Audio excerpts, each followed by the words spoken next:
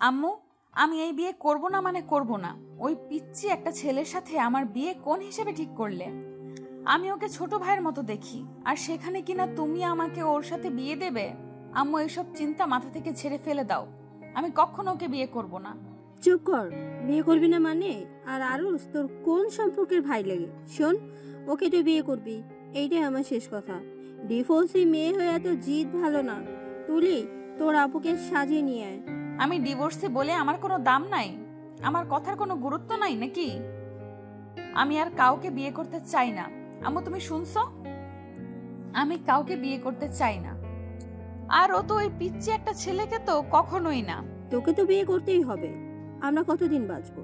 তোকে সারা জীবন দেখে রাখার জন্য হইলেও একটা মানুষের দরকার আছে।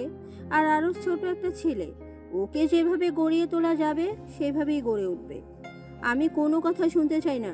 আমি তোর আম্মু, কোনটাতে তোর ভালো হবে ওইটা আমার থেকে তুই বেশি বুঝবি না। তিয়া রেগে গিয়ে আরও কিছু বলবে তার আগেই তিয়ার আম্মু চলে গেল। তুলি আর সব কাজিনরা মিলে তিয়াকে জোর করে সাজিয়ে দিতে লাগলো। আর এইদিকে আরুষর আম্মুকে বলতে লাগলো, আম্মু, আমি ম্যামকে বিয়ে করব না। উনি আমার কলেজের ম্যাম, সবাই জানলে আমাদের নিয়ে হাসাহাসি করবে। প্লিজ আম্মু, এই বিয়েটা ভেঙে দাও। আমি ওনাকে সবসময় বড় আপু বলে ডাকছি, সেখানে হুট করে এভাবে তাকে বউ বানানো, এইটা আমি পারবো না। আম্মু প্লিজ, আন্টিকে বুঝিয়ে বলো না। আরুষ, আমি জানি তিয়া তোর অনেক সিনিয়র, কিন্তু তুই কি চাস না তোর বোন সুখে থাকুক? দেখ, তোর বোনের এত ভালো একটা ফ্যামিলিতে বিয়ে হচ্ছে, নিজের বোনের সুখের কথা ভেবেও তো এটা মেনে নিতে পারিস। আম্মু, রাহাত ভাইয়া তো আতিয়াকে পছন্দ করছে, তাই তাদের বিয়ে হচ্ছে। কিন্তু আমাদের বিয়ে দেওয়ার মানে কি? তোর কি মনে হয় তোর বোনকে এমনি এমনি ওই ঘরে বউ বানাচ্ছে নাকি? তোর সাথে তিয়ার বিয়ে দিবে জন্য এমন করছে? দেখ আরুষ, আমি তোর থেকে জীবনে কিছুই চাই নাই। আজ আমার মেয়ে সুখ তোর কাছে ভিক্ষা চাচ্ছি, দয়া করে এই বিয়েটা করে ফেল। তুই যদি বিয়ে না করস তাহলে তোর বোনেরও বিয়ে হবে না। আরুষের আম্মু আরুষের সামনে আঁচল পেতে ভিক্ষা চাইতে লাগলো। আরুষের আম্মুর হাত দুইটা ধরে বলল, আম্মু, এভাবে বলো না। আমি বিয়ে করব। তুমি আর আপু আব্বু ছাড়া তো আমার এই দুনিয়াতে কেউ নাই। তোমরা আমার জীবন, সেখানে তোমাদের ভালোর জন্য আমি সব করতে পারি। আরুষের কথা শুনে আরুষের আম্মু আরুষের কপালে চুমু দিয়ে হাসি মুখে বলল, আমি জানতাম আমার ছেলেটা আমার কথা অমান্য করবে না। আচ্ছা আরুষ, তাড়াতাড়ি রেডি হয়ে নে, আমি নিচে চলে গেলাম। আরুষের আম্মু চলে গেল। আরুষকে ওর বন্ধুরা রেডি করে দিতে লাগলো।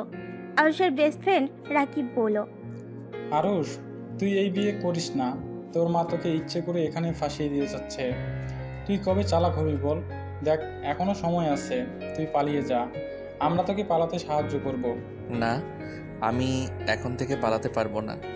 আমি পালালে আমার বোনের কি হবে? আমি নিজের সুখের কথা ভেবে বোনের জীবন নষ্ট করতে পারি না। তাই বলে নিজের জীবনটা শেষ করে দিবি? তুই খুব ভালো করে জানোস তিয়া ম্যাম কতটা ভয়ঙ্কর একটা মেয়ে। কলেজে প্রায় ছেলেরা ভয়ে কাঁপে ওনাকে দেখলে, আর তুই কিনা সেই মানুষের সাথে সারা জীবন কাটানোর সিদ্ধান্ত নিচ্ছিস। বাদ দে, যা হোক আল্লাহ ভরসা। চল নিচে যাই, সময় হয়ে যাচ্ছে। রাকিব আর কিছু বলল না, আরুষকে নিয়ে যেতে লাগলো। আরুষকে তিয়ার ভাইয়ের পাশে বসিয়ে দিল। আরুষকে দেখে অনেক মেয়েরা নানা ধরনের কথা বলতে লাগলো। কেউ কেউ বলতে লাগলো, তিয়ার ডিভোর্সি হয়ে এত কিউট ছেলেকে পেয়ে যাবে, তিয়ার কপাল অনেক ভালো। আরও নানা ধরনের কথা বলতে লাগলো। আরুষ ওইদিকে কান দিল না। অনেকক্ষণ বসে থাকার পর কাজে আসলে বিয়ে পড়ানো শুরু করে দেয়। বিয়ে পড়ানো শেষ হলে সবাইকে খেতে দেয়। আরুষকে তিয়াকে খাইয়ে দিতে বলল। আরুষ না চাইতেও খাওয়াই দিতে বাধ্য হলো। তিয়ার রাগ হতে লাগলো, কিন্তু কিছু না বলে সবার কথা মতো আরুষকে খাওয়াই দিতে লাগলো। আরুষের বোনের দিকে তাকিয়ে ভাবতে লাগলো, আমার বোনটা কত খুশি, আর আমি কি না নিজের ভালোর জন্য পালাতে চাইছিলাম। আমার বোন সুখী তো আমিও সুখী। খাওয়া দাওয়া শেষ হইলে সবার নাচ করা, গান গাওয়া দেখতে লাগলো। সবাই আনন্দ করছে, আরুষ আর তিয়া বসে থেকে দেখতে লাগলো। আর 12টার দিকে তিয়াকে বাসর ঘরে রেখে আসলো। আরুষ ওর বন্ধুর সাথে এক পাশে গিয়ে বসে থেকে কথা বলতে লাগলো। রাকিব আরুষকে বলল, শোন মাম্মু, বিয়ে যখন হয়ে গেছে এখন তুই তার স্বামী, তাই বাসর ঘরে বিড়াল ভালো করে মারবি, বুঝছিস? আরুষ ভুরকুচকে তাকিয়ে বলল, বিড়াল কেন মারবো? বিড়াল তো আমার অনেক পছন্দের প্রাণী। আমি বিড়াল মারবো কেন? আরুষের কথা শুনে সবাই সজোরে হেসে উঠল। আরুষ ভ্যাবাচাকা খেয়ে বলল, কি রে, হাসোস কেন? আরে শালা, বিড়াল এইটা ওই বিড়াল না, বলো এইদিকে কান দে, আমি বুঝিয়ে বলি। আরুষ রাকিবের দিকে কান এগিয়ে দিতে আরুষকে বাসর ঘরের ব্যাপারে সব বলতে আরুষ ধাক্কা দিয়ে সরিয়ে দিয়ে বলল, যা শালা। এখন তো বুঝছো, এখন চল বাসর ঘরে যাবি, আর মনে যেন থাকে কি করতে হবে। আরুষের বন্ধুরা সবাই আরুষকে নিয়ে বাসর ঘরের সামনে গেল। দেখতে পাই আরুষের শালিকারা দাঁড়িয়ে আছে। রাকিব সবাইকে বলল, আরে আপনাদের 10,000 টাকা দেওয়া হবে, সব আমার কাছে, চলেন ভাগ করে দেই। 15,000 টাকা লাগবে, 10,000 টাকা হবে না। আরে সমস্যা নাই, আমার সাথে আসেন। আরুষ ভুরকুচকে তাকিয়ে কানে কানে বলল, এত টাকা আমার কাছে নাই, কি করছিস? তোর শ্বশুর আমার কাছে টাকা দিয়েছে, আর 10,000 টাকা দিব, আর 10,000 আমরা পার্টি করব। টাকাটা নিয়েছস কেন? এটা দিয়ে তুই চুপচাপ থাক, তুই ভিতরে যা, আমি ওদের নিয়ে যাই। রাকিব আরুষকে ঘরের ভিতর ঢুকিয়ে দিয়ে আরুষ পড়ে যেতে যেতে বেঁচে যায়। আরুষ নিজেকে সামলিয়ে নিল। আরুষ সামনের দিকে তাকিয়ে দেখে তিয়া পা ঝুলে বসে আছে। আরুষ কি বলবে বুঝতে না পেরে বলল, আসসালামু আলাইকুম ম্যাম। ওয়ালাইকুম আসসালাম। আরো শোনো, আমার তোমার সাথে কথা আছে। জি বলেন। আমি অন্তঃসত্ত্বা। আরুষ যেন থমকে গেল। আরুষ হাসি মুখে বলল, অভিনন্দন। ধন্যবাদ। আমি মা হতে যাচ্ছি, তার মানে বুঝতে পারছো, আমাকে তুমি টাচ করতে পারবে না। আমার কাছে আসার চেষ্টা করলে তোমার খবর আছে। আপনি তো আমার স্ত্রী, তাহলে আমি কেন আপনাকে টাচ করতে পারবো না? তুমি কি বাচ্চা বোঝো না? বাচ্চা পেটে থাকলে ফিজিক্সের সম্পর্ক করতে হয় না। বুঝলাম, বাট আপনার হাত তো ধরতে পারবো না কি? ওটাও করতে পারবে না। মোট কথা, আমার কাছে আসবে না। কেন? হাত ধরলে কি সমস্যা? জানি না, আমার কাছে আসবে না, এটাই শেষ কথা। আর হ্যাঁ, আমি যে তোমার স্ত্রী এইটা যেন কলেজে বা আমার ফ্রেন্ড গ্রুপের কেউ না জানে। ওকে। গুড। যাও এখন শুয়ে পড়ো, বাট খাটে না, নিচে শুয়ে পড়ো। আলমারির পাশে পাটি আছে, আর আলমারির ভেতর কাঁথার চাদর আছে। আর এখান থেকে বালিশ নাও। ঠিক আছে। আরুষ কোনো কথা না বলে নিজের বিছানা করে নিল আর শেরানি খুলে ফেললো। তিয়া আরুষের দিকে তাকিয়ে বলল, আচ্ছা, তুমি আমাকে বিয়ে কেন করলে? আমি যতটা জানি তুমি তোমার বোন আমাদের সম্পর্ক দেখে বিয়ে করলে, তাই না? তোমার নামে তো আব্বু একটা বাসাও দিয়ে দিবে 1 বছর হয়ে গেলে। আপনার যেটা মনে হয় ওইটা ভাবেন। ও, আমি এখন বাহিরে যাব কিভাবে? আমার পোশাক তো সব অন্য রুমে আছে। ওদিন শপিং ব্যাগ দেখছো? ওইগুলো তোমার, তুলে দিয়ে গেছে। আর শপিং ব্যাগগুলো চেক করে দেখো, ওর জন্য টি শার্ট, পাঞ্জাবি রাখা আছে। আর টি শার্ট আর একটা প্যান্ট নিয়ে ওয়াশরুমে চলে গেল। ওয়াশরুম থেকে পোশাক পরিবর্তন করে বের হলে তিয়া বলল, শোনো, ওইগুলো আলমারিতে রেখে দাও এক সাইডে। আমার ওগুলো এলোমেলো করলে খবর আছে। আয়ুষ কিছু না বলে সুন্দর করে এক সাইডে বিছানা করে নিল। তারপর লাইট অফ করতে যাবে। তিয়া বলল, লাইট অফ করো না।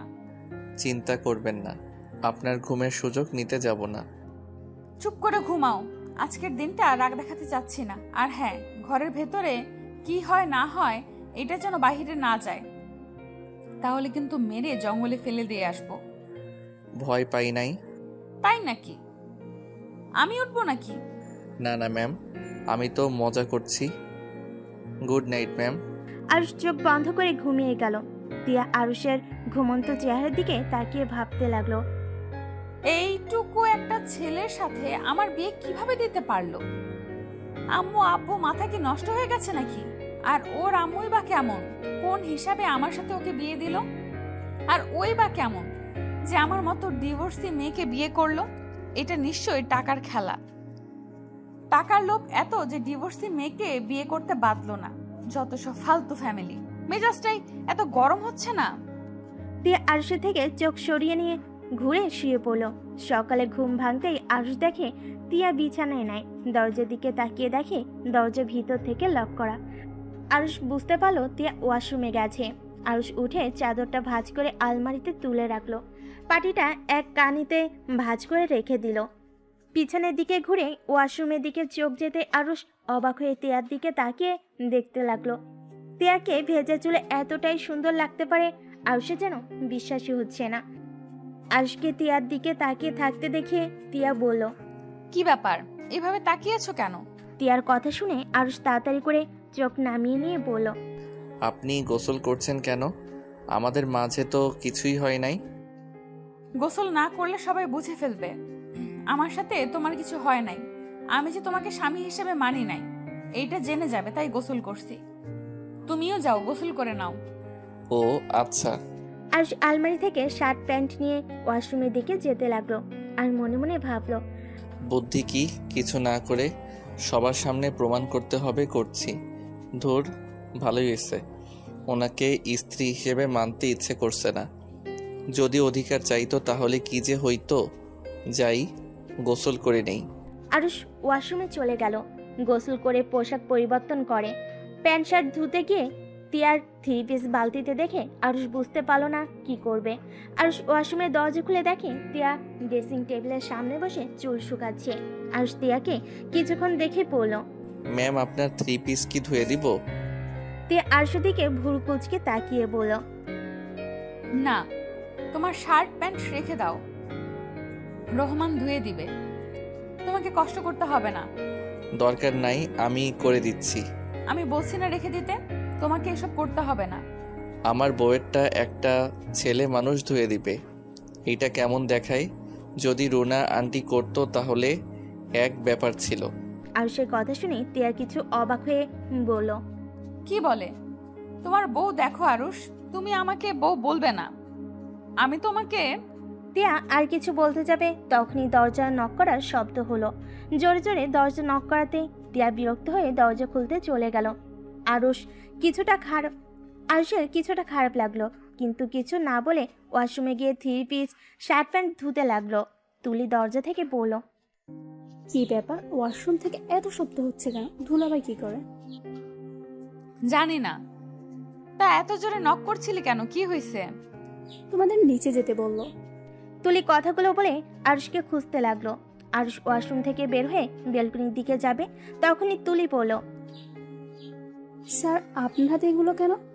সরি স্যার, না দুলা ভাই, আপনার হাতে ওষুধ কেন? আফু আপনাকে ধুয়ে দিতে বলছে নাকি? আফু এইগুলো কি? আমি এখন আম্মুকে বলে দিব। তিয়া আরুষ কিছু বলার আগেই তুলি চলে গেল। তিয়া ডাকলে শুনে না। আরুষ যেন ভ্যাবাচাকা খেয়ে গেল। তিয়া রেগে রুমের ভিতর এসে বলল, তোকে বললাম না যে ওইগুলো ধুতে হবে না? তুই রেখে দে, রহমান এসেছে ধুয়ে দিবে। তুই কি আমাকে বকা খাওয়ানোর জন্য ইচ্ছে করে এরকম করলি নাকি? তিয়ার কথা শুনে আরুষ ভয় পেয়ে গেল। আরুষ ঢোক গিলতেই তিয়া রেগে আরুষের দিকে আসতে নিলে আরুষ তাড়াতাড়ি করে বেলকনিতে গিয়ে দরজা লাগিয়ে দিল। তিয়ার আরও রাগ উঠে গেল। তিয়া দরজা থাপড়াইতে লাগলো আর বলতে লাগলো, আরুষের বাচ্চা, দরজা খুল, তোর আজকে খবর আছে। আমি ভেবেছিলাম বিয়ের এই কয়দিন তোর সাথে খারাপ ব্যবহার করব না, কিন্তু তুই আমাকে খারাপ ব্যবহার করতে বাধ্য করলি। দরজাটা খোল বলছি। তিয়ার কথা শুনে আরুষের হাত পা কাঁপতে লাগলো। আরুষ কাঁপা কাঁপা কণ্ঠে বলল, ম্যাম, আমি বুঝতে পারি নাই, তুলি ভুল বুঝবে। ম্যাম প্লিজ ক্ষমা করে দেন। তুই আগে দরজা খুল, না হলে কিন্তু আমি দরজা ভেঙে যদি তোর কাছে যাই তাহলে তোর কি অবস্থা খারাপ করে দিব। কথাটা বলে আরো জোরে জোরে থাপড়াতে লাগলো। আরুষ ধোয়া জামা কাপড় সব মেলে দিয়ে ভয়ে ভয়ে দরজা খুলতে লাগলো। দরজা খুলতেই তিয়া যেই থাপ্পড় মারতে যাবে আরুষ সাথে সাথে তিয়ার হাত ধরে টান দিয়ে নিজের কাছে নিয়ে এসেছে। ঠোঁটের সাথে ঠোঁট পুষিয়ে দেয়। তিয়া যেন অবাক হয়ে গেল, চোখ বড় বড় করে তাকিয়ে থাকলো। আরুষ আলতো করে তিয়ার কোমরে হাত রাখতেই তিয়া কেঁপে উঠলো। তিয়ার রাগ যেন দ্বিগুণ হয়ে গেল। তে আরুষের হাত ধরে জোরে ধাক্কা দিলে আর সোজা বেলকনির দরজার সাথে ধাক্কা খেয়ে পিঠে ব্যথা পেল। কলার ধরে সোজাভাবে দাঁড় করিয়ে গালে সজোরে থাপ্পড় লাগিয়ে দিল। এত জোরে থাপ্পড় মারল যে আরুষের ঠোঁট কেটে রক্ত ঝরতে লাগলো। তিয়া রেগে আরুষের কলার চেপে ধরে পড়ল। আর কোনো দিন যদি এমন দুঃসাহস দেখাস তোর কপালে দুঃখ আছে বলে দিলাম। গলা থেকে হাত সরিয়ে চলে যেতে নিলে আরুষ পিছন থেকে জড়িয়ে ধরলে তিয়ার সারা শরীর শিউরে উঠল। তিয়া কিছু বলার আগে আরুষ তিয়ার শরীরের আঁচল ধরে রক্ত মুছতে লাগলো। তিয়ার আগে আবার মারতে যাবে, আরুষ অন্য হাত দিয়ে শক্ত করে হাত ধরে ফেলে। তিয়া আরেক হাত দিয়ে থাপ্পড় মারবে। আরুষ নিচে বসে পড়ে আর দাঁত বের করে হাসতে হাসতে বলল, আর এমন করব না, প্লিজ ম্যাম, এবারের মতো ক্ষমা করে দেন। আপনি যদি রাগী হন, আমিও আপনার স্বামী। আপনি যত রাগ করবেন আপনার সাথে রোম্যান্স করব তত। আর যদি শান্ত থাকেন তাহলে আপনার সম্মান করব। আপনার সাথে জোর করে এসব করতে যাব না। যাই হোক, আপনার পোশাক না মেয়ে কোনো ভুয়াকে দিয়ে কাজ করাবেন, আর না হইলে আমি করে দিব। আর বাবু হইলে পরে থেকে নিজের পোশাক নিজেই ধুয়ে নেবেন। আরুষ কথাটা বলে সোজা হয়ে দাঁড়িয়ে শীষ বাজাতে বাজাতে যেতে লাগলো। তিয়া রেগে হাতের কাছে থাকা গ্লাসটা আরুষের দিকে ছুঁড়ে মারলো। আরুষ তাড়াতাড়ি করে সরে গিয়ে বলল, আসবো নাকি কিস করতে? দেখেন বাবু পেটে এখন একটু শান্ত হয়ে থাকেন, নামাজ কালামের প্রতি মনোযোগী হন। বাবু হইলে তো সেই ওর আব্বু হিসেবে আমি থাকবো। তাই আমি চাই না আমার মেয়ে বা ছেলে তার আম্মুর মতো এমন ফাজিল মার্কা হোক। তিয়ার আগেই দাঁতে দাঁত চেপে শাড়ির আঁচল খামছে ধরলো। তিয়ার আম্মু তুলি এসেছে কাজ দেখে আর তিয়াকে এভাবে রেগে থাকতে দেখে তিয়ার আম্মু বলল, তিয়া, তুই আরুষকে গ্লাস ছুরি মেরেছিস? যদি গ্লাস লাগতো তাহলে কি হতো? কি হবে? মাথা ফাটলো না কেন? ছোট লোকের বাচ্চার সাহস দেখে আমি বাঁচি না। ওর কত বড় সাহস আমার সাথে। তিয়া কথা বলতে গিয়ে থেমে গেল। আরুষ মিটিমিটি করে হেসে বলল, আপনার সাথে কি? হ্যাঁ। আরুষের কথা শুনে তিয়ার রাগ আরো বেড়ে যেতে লাগলো। তিয়ার আগে আরো কিছু দিয়ে ছুঁড়ে মারতে যাবে, সাথে সাথেই তিয়ার আম্মু তুলি ধরে ফেলে। তিয়ার আম্মু, তিয়া, বেশি হয়ে যাচ্ছে কিন্তু। আম্মু এই ছোট লোকের বাচ্চাকে এখান থেকে যেতে বলো, না হইলে আমি ওকে খুন করে ফেলবো। দুলাভাই, আপনি প্লিজ যান, আপুকে আরো রাগিয়ে দিয়েন না। তোমরা যাও, আমি দেখতে চাই ম্যাম কত রাগ করতে পারে। দেখলে আম্মু, ওই ছোট লোকের বাচ্চার সাহস কত বড়। ওই আমার রাগ তুলতে চাচ্ছে। আম্মু ছাড়ো আমাকে, ওকে আমার রাগটা খায়। না বাবা থাক, আমি যাইগা। বড়লোক বাবার বড়লোক মেয়ের রাগ দেখতে আমার এখন ইচ্ছে করছে না। আরুষ কথাটা বলে শেষ বাজাতে বাজাতে চলে গেল। তিয়ার আম্মু তিয়াকে বলল, তিয়া, তুই কি আরুষকে স্বামী হিসাবে মেনে নাস নাই? তিয়া ওর আম্মুর কথা শুনে রাগ এক নিমিষে শেষ হয়ে গেল। তিয়া বুঝতে পারছে না কি বলবে। তুলি বলল, আমার মনে হয় না আপু দুলাভাইকে মেনে নিয়েছে। আপু ওই শয়তানটার জন্য দুলাভাইকে কেন দূরে সরিয়ে দিচ্ছিস? যে তোকে ভালোবাসে না সে মানুষটার জন্য কেন ভাবে নিজের জীবনটা নষ্ট করছিস? তোরা যা তো, মাথা নষ্ট করিস না। আমার আর কাউকে সহ্য হচ্ছে না, প্লিজ যা আম্মুকে নিয়ে। তিয়া, আমি তোর মা, আমি নিশ্চয়ই চাইবো না আমার মেয়ে অশান্তিতে থাক। আমি সব সময় চাইবো আমার মেয়েরা ভালো থাকুক, সুখে থাকুক। দেখ, একবার নিজের পছন্দে বিয়ে করেছিলি, আমাদের না বলে পালিয়ে গেছিলি। এবার আমরা যখন তোর বিয়েটাই দিয়েছি তখন আমাদের উপরে ভরসা রাখ। আরুষ অনেক ভালো একটা ছেলে, ওকে নিজের মতো গড়ে তোলা যাবে।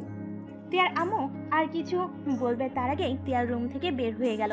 তিয়ার আম্মু তুলি ওর পিছনে পিছনে যেতে লাগলো। তিয়া সিঁড়ি ভেঙে নিচে নামতে লাগলো আর সেদিকে এক নজর তাকিয়ে দেখতে লাগলো। আর সবার সাথে হেসে হেসে কথা বলছে। কিছুক্ষণ তাকিয়ে থেকে আরুষের দিক থেকে চোখ সরিয়ে নিল। তিয়া সোজা বের হয়ে গেল বাসা থেকে। রাকিব তিয়ার দিকে দেখে আরুষকে বলল, কিরে মাম্মু, রাতে কি বিড়াল ভালো মতোই মারছস নাকি? না হলে ম্যাম এত শান্ত চোখে তোর দিকে তাকিয়ে দেখতো না। Very good মাম্মু।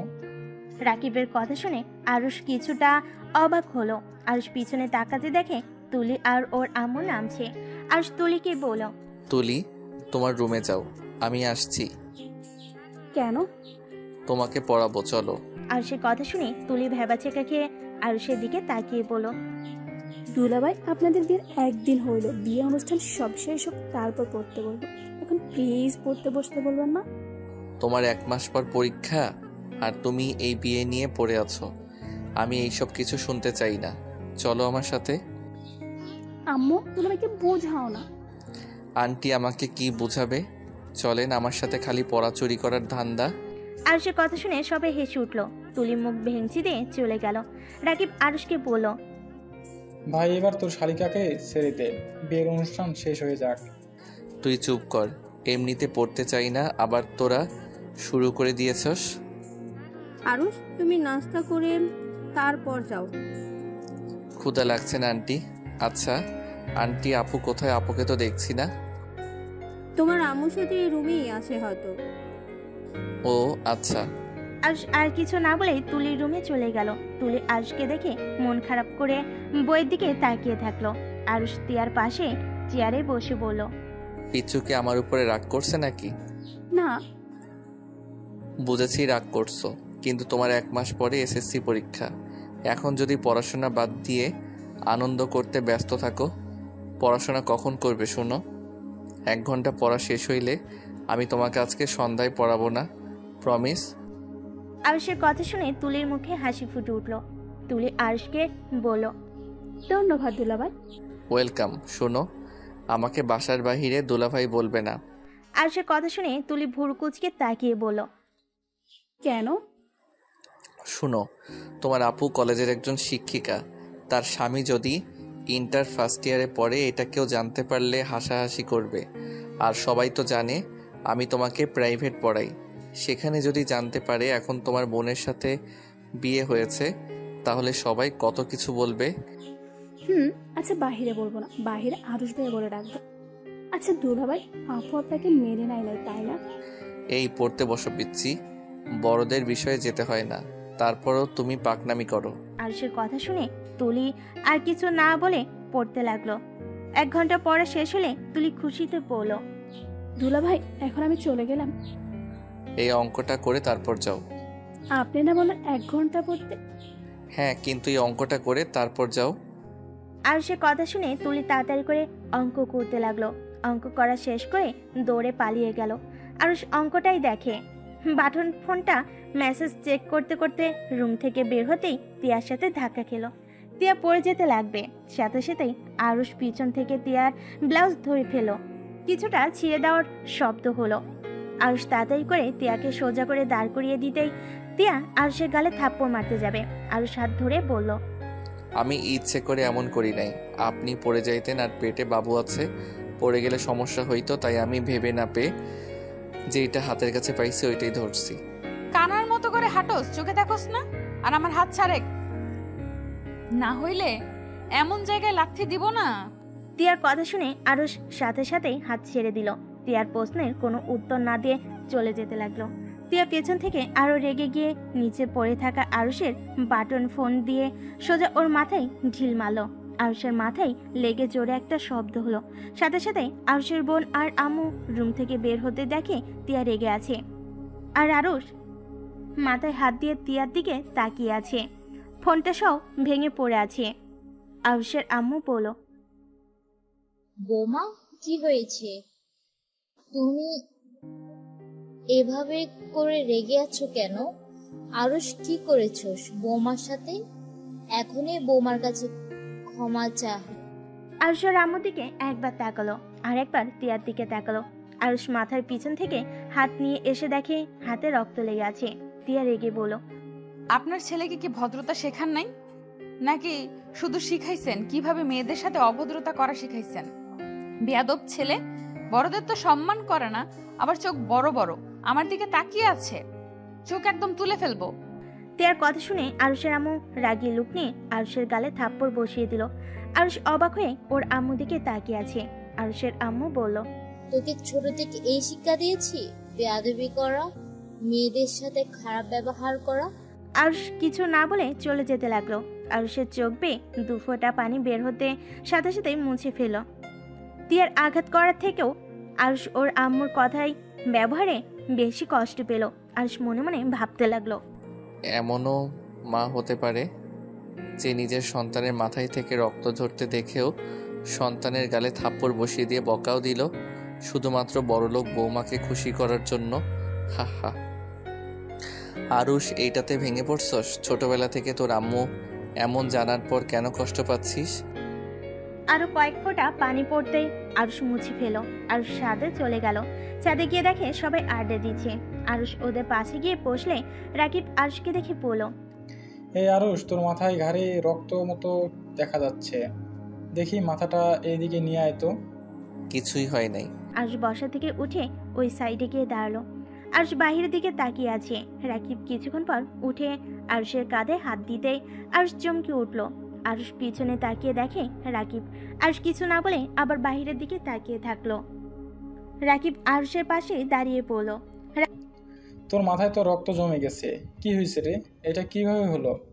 মাথায় কোথায় আঘাত লাগছে, দেখতে দে তো। রাকিব আরুষের মাথায় হাত দিতে যাবে, আরুষ হাত সরিয়ে দিয়ে পড়ল। তেমন কিছু হয় নাই, থাম। আর তুই ওদের সাথে আড্ডা দেওয়া বাদে এখানে আসলি কেন? যা ওদের সাথে আড্ডা দে। আড্ডা পরে দেওয়া যাবে, আগে বল তোর মাথায় আঘাত পাইলি কিভাবে? উনি আমার ফোন দিয়ে ঠিল মেরেছিল। কি?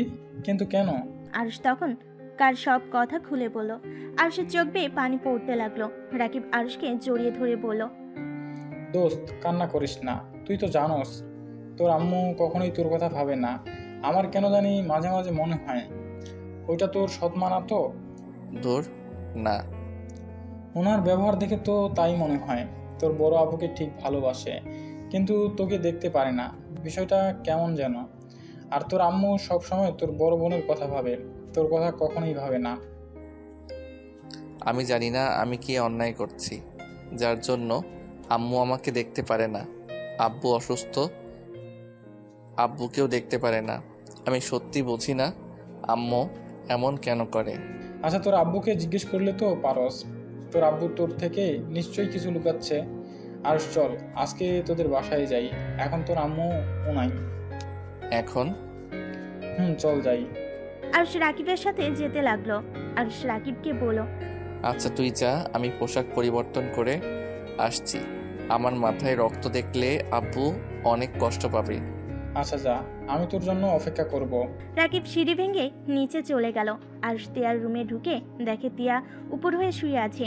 আরুষ তিয়ার কাছে গিয়ে বলল, বাচ্চা পেটে আছে, আর সেইখানে আপনি উপর হয়ে শুয়ে আছেন। সোজা করে শুয়ে থাকেন। আরুষের কণ্ঠ শুনে তিয়া চোখের পানি মুছে শোয়া থেকে উঠে খাটের উপরে পা ঝুলিয়ে বসে আরুষের দিকে তাকিয়ে বলল, তাতে তোর কি? আমি কিভাবে শুয়ে থাকবো না শুয়ে থাকবো সেইটা একান্ত আমার ব্যক্তিগত ব্যাপার। হ্যাঁ জানি, কিন্তু আপনার পেটে তো ছোট একটা বাবু আছে। আপনি এভাবে শুয়ে থাকলে পেটে তো চাপ লাগবে। তোকে ভাবতে হবে না। আরুষ কথা না বাড়িয়ে আলমারি থেকে পোশাক বের করে ওয়াশরুমের দিকে যেতে লাগলো। তিয়ার চোখ আরুষের ঘাড়ের দিকে গেল। আরুষের ঘাড়ে রক্ত লেগে আছে। আরুষকে কিছু বলতে কেউ বলল না। আরুষ ওয়াশরুমে গিয়ে ফ্রেশ হয়ে রক্ত ধুয়ে পোশাক পরিবর্তন করে বের হলো। আরুষ রুম থেকে বের হয়ে গেল। তিয়া কিছুক্ষণ ওর দিকে তাকিয়ে চোখ বন্ধ করে নিল। আরুষ নিচে নামতে ওর আম্মু বলল, আরুষ কই যাস? আরুষ কিছুটা থতমত খেয়ে গেল। আরুষ পিছনে তাকিয়ে বলল, রাকিবের সাথে একটু বাহিরে যাব। ও আচ্ছা। আর শুন, বৌমার সাথে বেশি বাড়াবাড়ি করবে না। ওই যদি রেগে যায় না, সোজা বাড়ি থেকে বের করে দিব। ভালোই ভালোই এখানে থাকতে দিচ্ছে, এইটাই তোর ভাগ্য। বেশি বুঝিস না, বৌমা যা বলে তাই শুনিস। আচ্ছা। আরুষ কথাটা বলে নিচে নেমে চলে গেল। রাকিবের সাথে বের হয়ে গেল বাইক নিয়ে। রাকিব বাইক চালাচ্ছে, আরুষ পিছনে বসে আছে। রাকিব আরুষকে বলল, আরুষ, বলো। আমার কি মনে হয় জানোস, তোদের বাচ্চা হইলে হয়তো ম্যাম তোকেও তখন ভালোবাসতে শুরু করবে। আরুষ রাকিবের কথা শুনে হাসতে লাগলো। রাকিব অবাক হয়ে বলল, কিরে শালা, আমি কি তোকে মজা করে কিছু বলেছি যে এইভাবে হাসছিস? শোনো, ম্যাম অলরেডি মা হতে চলছে। ওনার ডিভোর্স হয়েছে 9 মাস ধরে, আর বাচ্চা সহ আমাকে বিয়ে করলো। তোর আম্মুর সব কিছু জেনেও তোকে কিছুই বলে নাই। তোর আম্মুর সব কিছু জেনেও তোকে কিছুই বলে নাই।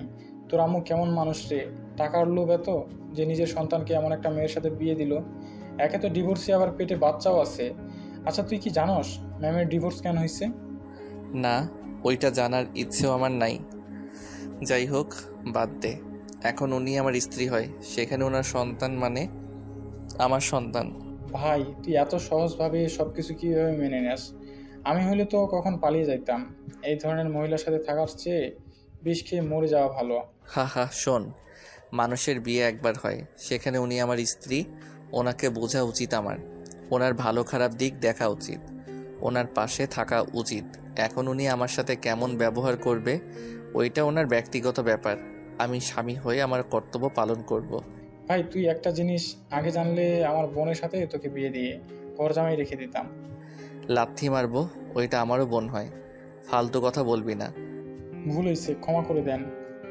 রাকিবের কথা বলার ধরন দেখে হাসতে লাগলো। আরুষ রাকিব ওর বাসায় পৌঁছে গেল। টিনের গেটটা সরিয়ে দিয়ে দুজন ভিতরে ঢুকলো। আরুষের আব্বু গাছের নিচে বসে আছে। আরুষ ওর আব্বুর কাছে গিয়ে বসে বলল, আব্বু কেমন আছো? ভালো। তুই কখন আসলি? আর তোরা বাসায় আসিস না কেন? আব্বু খাবার খাইছো? হ্যাঁ। আঙ্কেল, আপনি কি জানেন আপনার ছেলে মেয়ের বিয়ে হয়ে গেছে? রাকিবের কথা শুনে আরুষের আব্বু চমকে গেল। আরুষের দিকে তাকিয়ে বলল, তোদের বিয়ে হয়ে গেছে মানে? কার সাথে হয়েছে? আমি যে বাসায় প্রাইভেট পড়াই, ওর বোন আমাদের কলেজের ম্যাম, ওনার সাথে আমার বিয়ে হয়েছে। আর আপুর বিয়ে হয়েছে ওনার বড় ভাইয়ের সাথে। কি ওই মেয়েটাই না ডিভোর্সি আর বদমেজাজি একটা মেয়ে? আর ওই তোর কত বড় হয়? ওর সাথে তোর কিভাবে বিয়ে হয়? আব্বু, মাথা গরম করো না, শান্ত হও। আমি তোমাকে সব বুঝিয়ে বলছি। আরুষের আব্বুকে প্রথম থেকে সব বুঝিয়ে বলতে লাগলো। আরুষের আব্বু রেগে বলল, ওই মহিলা শেষমেশ নিজের মেয়ের ভালোর জন্য তোকে একটা বিবাহিত মেয়ের সাথে বিয়ে দিল? এত নিচে ওই কিভাবে নামতে পারে? ওই একবার আসুক, আমি যদি ওকে খুন না করছি। আব্বু থামো। ওয়েট আঙ্কেল, কি বললেন? ওই মহিলার নিজের মেয়ে মানে? আরুষের আব্বু থমকে গেল। আরুষের আব্বু বলল, কিছু না, তোমরা ঘরে যাও। ওই মহিলা একবার আসুক, ওর খবর আছে। আঙ্কেল, আপনি কথা ঘোরাচ্ছেন। রাকিব, যাও, রুমে যাও, বেয়াদবি করো না। রাকিব আর কিছু না বলে আরুষের সাথে আরুষের রুমে চলে গেল। আরুষকে রাকিব বলল, তোর আব্বুকে চেপে ধর, সত্যিটা বের হয়ে যাবে। ভয় লাগছে আব্বু, যদি বেশি উত্তেজিত হয়ে যায়। আর আব্বুর জন্য তো উত্তেজিত হওয়া ভালো না। তোর আব্বুকে সুন্দরভাবে বোঝাতে হবে। আমার মনে হয় তোর আম্মু তোর নিজের আম্মু না। চুপ কর তো ভাই। আচ্ছা, চুপ হইলাম। এখন তোর আব্বুর রুমে চল। ভয় লাগছে। শালা, যাবি আমার সাথে? চল। রাকিব আরুষকে টেনে ওর আব্বুর রুমে চলে গেল। আরুষের আব্বু চোখে পানি দেখে আরুষ বলল, আব্বু তুমি কান্না করছো কেন? আমার জন্য তোর লাইফটা নষ্ট হয়ে গেল। আমি ভাবতে পারি নাই তোর আম্মু তোকে ওই রকম একটা মেয়ের সাথে লুকিয়ে বিয়ে দিয়ে দেবে। আঙ্কেল, আমার তো মনে হয় আরুষের আম্মু নিজের তো নাকি সৎ মা। আরুষের আব্বু চমকে উঠল। আরুষের আব্বু রাকিবের দিকে তাকিয়ে বলল, এসব কি বলছো? এটা আমার কথা না আরুষ, মনে হয়। আর আরুষের সাথে যেমন ব্যবহার করে তাতে তো এমনই মনে হয়। আরুষ, রাকিব যা বলছে তুমি কি সত্যি এইটা মনে করস? না মানে আব্বু। বুঝেছি, যাই হোক, আমি তোকে আজকে একটা সত্য কথা বলবো। কি সত্যি আব্বু? আরুষ, আমি যদি বলি আমরা তোর নিজের বাবা মা না, তাহলে কি তুই আমাদের ছেড়ে চলে যাবি? আরুষের আব্বুর কথা শুনে আরুষ রাকিব যেন থমকে গেল। আরুষ অসহায় চোখে তাকিয়ে বলল, মানে তোমরা আমার আপন বাবা মা না? মানে কি? হ্যাঁ, আমরা তোর আপন বাবা মা না। আব্বু মজা করছো নাকি? না, আমি সত্যি বলছি। তাহলে আমার বাবা মা কে? রাকিবের দিকে তাকিয়ে কিছুটা অকট ফিল করলো। রাকিব বুঝতে পেরে বলল, আঙ্কেল বলেন, সমস্যা নাই, আমি কাউকে বলবো না। তোর আব্বু আজিমপুরের তালুকদার, তোর দাদু, আর চৌধুরী বাড়ি তোর নানার। আজিমপুর তো আমার মামার বাড়ি, আর ওনাদের তো আমি চিনি। আমার মামা তালুকদার স্কুলে শিক্ষকতা করেন। আর চৌধুরী বাড়ির সাথে তো ওনাদের সম্পর্ক ভালো না, একে উপরে শত্রুতা। একে অপরের শত্রুতা? আমার মাথায় কিছু আসছে না। তাহলে আমি এখানে কেন? আমি তোর আব্বুর দেখাশোনা করতাম। ধরতে গেলে আমি তোর আব্বুর বিশ্বস্ত লোক ছিলাম। তোর আব্বু যেখানে যেত আমাকে সেইখানে নিয়ে যাইতো। তোর আম্মুর সাথে প্রেম করতো, এইগুলো আমি সব জানতাম। দুজনে মুখের ওপর কিছু বলতে পারি নাই যে এই ভালোবাসা কেউ মেনে নেবে না। আমি যেই ভয়টা খুব করে পেতাম, একদিন সেটাই হলো। তুই তোর আম্মুর পেটে যখন আসলি, তখন তোর আব্বু আম্মু একে অপরের সহ্য করতে পারতো না। দুজন তোকে নষ্ট করার চিন্তা করে ডাক্তারের কাছে গেছে, কেউ নষ্ট করতে রাজি হয় নাই। তোর আম্মু পরে ঢাকা চলে যায় যাতে কেউ বুঝতে না পারে। আর তোর আব্বু আর আমিও ব্যবসার কাজে ঢাকায় থাকতাম। যেদিন তুই জন্মগ্রহণ করস সেই দিন আমি তোর আব্বুও গেছিলাম। তোর আব্বু ডাক্তারের সাথে কথা বলেছে, তোকে যেন কোথাও রেখে আসে, যা টাকা লাগবে সব দিয়ে দিবে। তখন আমি তোকে কোলে করে হাঁটাহাঁটি করছিলাম। তোকে দেখে আমার অনেক মায়া হয়। আমার স্ত্রী আর মা হতে পারবে না। তোর আপু হওয়ার পর একটা রোগের কারণে বাচ্চা হওয়ার নাড়িটা কেটে ফেলতে হয়, আর এক ছেলে খুব দরকার ছিল। পরে তোকে তোর আব্বু আম্মুর থেকে রাজি করিয়ে সেই যে নিয়ে এসেছি, আর কোনোদিন ওই গ্রামে যাই নাই। আমার ভয় হইতো যদি তোর আব্বু আম্মু তোকে আমাদের থেকে কেড়ে নেয়। আমি তোকে অনেক ভালোবাসি রে বাপ, আমাকে ক্ষমা করে দিস। আমি এতদিন এইসব লুকিয়ে রাখছিলাম। আরুষের আব্বু কান্না করছে, আরুষের চোখ বেয়েও পানি বের হচ্ছে। আরুষ কি বলবে বুঝতে পারছে না। আরুষ মাটির উপর পড়ে যেতে নিবে, সাথে সাথে রাকিব ধরে ফেলে। আরুষ চোখে পানি মুছে নাক সিটকে স্বাভাবিক হয়ে বলল, আব্বু, তোমাকে ভয় পেতে হবে না, আমি তোমাদের ছেড়ে কোথাও যাব না। তোমরা আমার জন্য অনেক করছো, আমি তোমাদের ঋণ কখনোই ভুলতে পারবো না। আঙ্কেল, ওই মহান দুইটা মানুষের নাম কি? আয়ান তালুকদার, আয়না চৌধুরী। কি? ওনারা? আয়না আন্টি তো অনেক ভালো, আর আয়না আন্টি তো তোদের বিয়েতে এসেছিল। কি? হ্যাঁ, তোদের বিয়েতে দেখেছিলাম। কথা বলতে গিয়ে বলতে পারি নাই, তোর শালিকাগুলো অনেক ফাজলামি করছিল। ওনার সাথে আবার ওনার কি সম্পর্ক? যাই হোক, রাকিব আমাকে প্রমিস কর এই কথাগুলো আমরা তিনজন ছাড়া আর কেউ যেন না জানে। আমি আমার এই মা বাবাকে চিনি, আর কাউকে চেনার দরকার নাই। তোকে কথা দিলাম, আমি কাউকে বলবো না। আচ্ছা আব্বু, আমি ওই বাসায় যাব, রুমাকে বলে দিব তোমার রান্না যেন করে দেয়। আর আম্মু যে কবে আসবে কে জানে, নাকি ওইখানে থাকার চিন্তা করছে কে জানে। ওই মহিলা লোভী টাইপের, আগে এমন ছিল না। আমি অসুস্থ হওয়ার পর থেকে এমন হয়ে গেছে। আমার কাছে উনি বেস্ট একজন মা, যে নিজের সন্তানের জন্য সব কিছুই করতে পারে। আমার আর ওনার উপরে রাগ অভিমান কোনোটাই নাই। আমি ওনাকে নিয়ে গর্বিত। আব্বু, নিজের যত্ন নিও, এসব ভেবো না, আমি তোমাদের সন্তান আছি, থাকবো। আরুষ ওর আব্বু থেকে বিদায় নিয়ে ওর চাচাতো বোনকে খেয়াল রাখতে বলে চলে গেল। আরুষ রাকিবের পিঠে মুখ গুজে আছে। রাকিব বুঝতে পারছে আরুষ কান্না করছে। আরুষকে নিয়ে সোজা নদীর পাড়ে চলে গেল। রাকিব আরুষকে বলল, আরুষ নাম। আরুষ বাইক থেকে নেমে দেখে নদীর পাড়। আরুষ রাকিবকে বলল, কি ব্যাপার, এখানে আসলি কেন? ওই সাইডে বসে যত ইচ্ছা কান্না কর, কেউ আসবে না, কেউ শুনবে না। বাসায় চল। আরুষের কোনো কথা না শুনে রাকিব আরুষকে নদীর কিনারেই বসিয়ে দিল। কিছু টুকরা টুকরা পাথর মাটির দলা নিয়ে এসে দিল। রাকিব আরুষকে বলল, এইগুলো পানিতে ঢিল মার। পাগল হয়ে গেছিস নাকি? শালা যা বলি ওইটা কর। আরুষ রাকিবের কথা শুনে ঢিল মারতে লাগলো। আস্তে আস্তে আরুষের ঢিল মারতে মারতে যত রাগ ছিল সব রাগ খাটাতে লাগলো, আর চিৎকার করে কান্না করতে লাগলো। রাকিব আরুষকে শক্ত করে জড়িয়ে ধরলো। আরুষ কান্নায় ভেঙে পড়লো আর বলতে লাগলো, আমার লাইফটা কেন এমন? বাবা মা অবৈধভাবে দুনিয়াতে নিয়ে আসলো, আবার ছোটবেলা থেকে মানুষের লাথি গোতা খেয়ে এত দূর আসলাম, বিয়ে করলাম, সেখানে স্ত্রীও দেখতে পারে না। আমি আর কত সহ্য করব? এত অত্যাচার আমার সহ্য হচ্ছে না। মানুষের মুখের পাতলা চামড়ায় কথাগুলো আমার যে সহ্য হয় না। আমি কি কোনোদিন ভালো থাকার মতো স্থান পাবো না? আমি মানুষকে অবহেলা পাওয়ার জন্য জন্ম নিয়েছি? আমার কি শুধু কষ্ট পাওয়ার জন্য এই দুনিয়াতে আল্লাহ পাঠিয়েছে? আমি যা নিতে পারছি না। আরুষ কথাগুলো শেষ করে রাকিবের বুকে ঢলে পড়লো। আরুষ পড়ে যেতে নিবে, সাথে সাথে রাকিব শক্ত করে ধরে ডাকতে লাগলো, আরুষ, এই আরুষ কি হলো তোর? রাকিব আরুষের নাকের কাছে আঙ্গুল দিয়ে বুঝতে পারলো আরুষ জ্ঞান হারিয়ে ফেলেছে। আরুষকে ধরে বাইকের সাথে ঠেকিয়ে নদী থেকে পানি নিয়ে আসতে গিয়ে ব্যর্থ হলো। রাকিব উপায় না পেয়ে ওর এক বন্ধুকে কল দিয়ে আসতে বলল। আরুষের কাছে বসে আরুষকে ডাকতে লাগলো। আরুষের কোনো সারা শব্দ না পেয়ে বেশ কিছুক্ষণ পর আরুষের আরেকটা বন্ধু আসলো। আরুষকে দেখে চমকে গেল। রাকিব বলল, ওকে মধ্যে বসে তুই পিছন থেকে ওকে ধর, এখন কোনো কিছু বলার সময় নাই। রাকিব বাইকে উঠে পড়লো। আরুষকে তুলে ওই ফ্রেন্ডের পিছনেই বসলো। আজকে নিয়ে সোজা হসপিটালে চলে গেল। আরুষের জ্ঞান ফিরে দেখে ও বেডে শুয়ে আছে। আরুষ হাতে স্যালাইন খুলে ফেলে বাইরে গেল। রাকিব আরুষকে দেখে পড়ল। কিরে, ইঞ্জেকশন খুলি কেন? যা শুয়ে থাক। বাসায় যাব। আর আমি এখানে কিভাবে আসলাম? তুই জ্ঞান হারিয়ে ফেলছিলি, তুই বেড শুয়ে থাক, খাবার নিয়ে আসছি। না, ক্ষুধা লাগছে না, চলো বাসায় যাই। আরুষ রাকিবের সাথে জোরাজুরি করতে লাগলো। রাকিব আর উপায় না পেয়ে হসপিটালে বিল দিয়ে আরুষকে নিয়ে বাসার উদ্দেশ্যে রওনা দিল।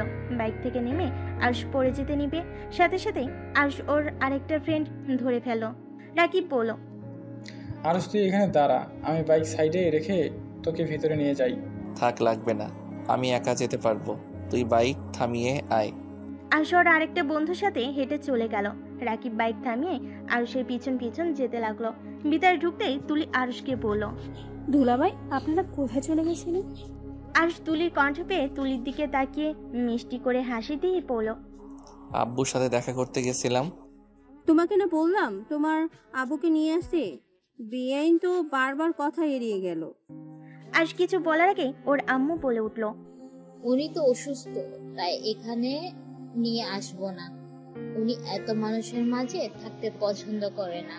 তাই বলে ছেলে মেয়ের বিয়ে তো আসলো না। আরুষ কিছু বলার আগেই ফুলের পরে যেতে নিবে, সাথে সাথে রাকিব ধরে ফেল। সবাই আরুষের কাছে আসলে রাকিব আরুষকে কোলে তুলে নিল। আরুষের ওই বন্ধুটা বলে, আরুষ বারবার জ্ঞান হারিয়ে ফেলেছে কেন, কি হয়েছে? আরুষের বন্ধুর কথা শুনে তিয়ার আম্মু বলল, বারবার জ্ঞান হারিয়ে ফেলছে মানে? আন্টি, ওর শরীরটা দুর্বল, সারাদিন খাই নাই, তার কারণে এমন হচ্ছে।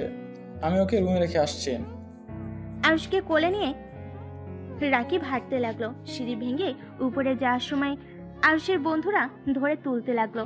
আরুষকে ধরে রুমের সামনে গিয়ে দরজার নক করলে তিয়া দরজা খুলে দেখে আরুষ চোখ বন্ধ করে রাকিবের কাঁধে মাথা দিয়ে দাঁড়িয়ে আছে। তিয়াকে কিছু বলার সুযোগ না দিয়ে রাকিব আরুষকে খাটে শুয়ে দিল। তুলি খাবার নিয়ে আসলে রাকিবের হাতে নিয়ে আরুষকে খাইয়ে দিতে লাগলো। আরুষ কয়েক লোকমা মুখে দিয়ে রাকিবকে বলল, আর খাবো? চুপ কর, পুরাটা খেয়ে নে। ওর কি হয়েছে রে তুলি? দুলাভাই নাকি জ্ঞান হারিয়ে ফেলছিল, হসপিটালে ছিল। ওর ভাইয়া বলল, সেখান থেকে দুলাভাই জোর করে বাসায় আসে। আমাদের সাথে কথা বলতে বলতে আবার মাথা ঘুরে পড়ে যেতে নেই। ও আচ্ছা। তিয়া আর কিছু বললো না। আরুষের দিকে কিছুক্ষণ তাকিয়ে থেকে বাহিরে গিয়ে ডাক্তারকে কল দিল। রাকিব আরুষকে জোর করে খাওয়াই দিল।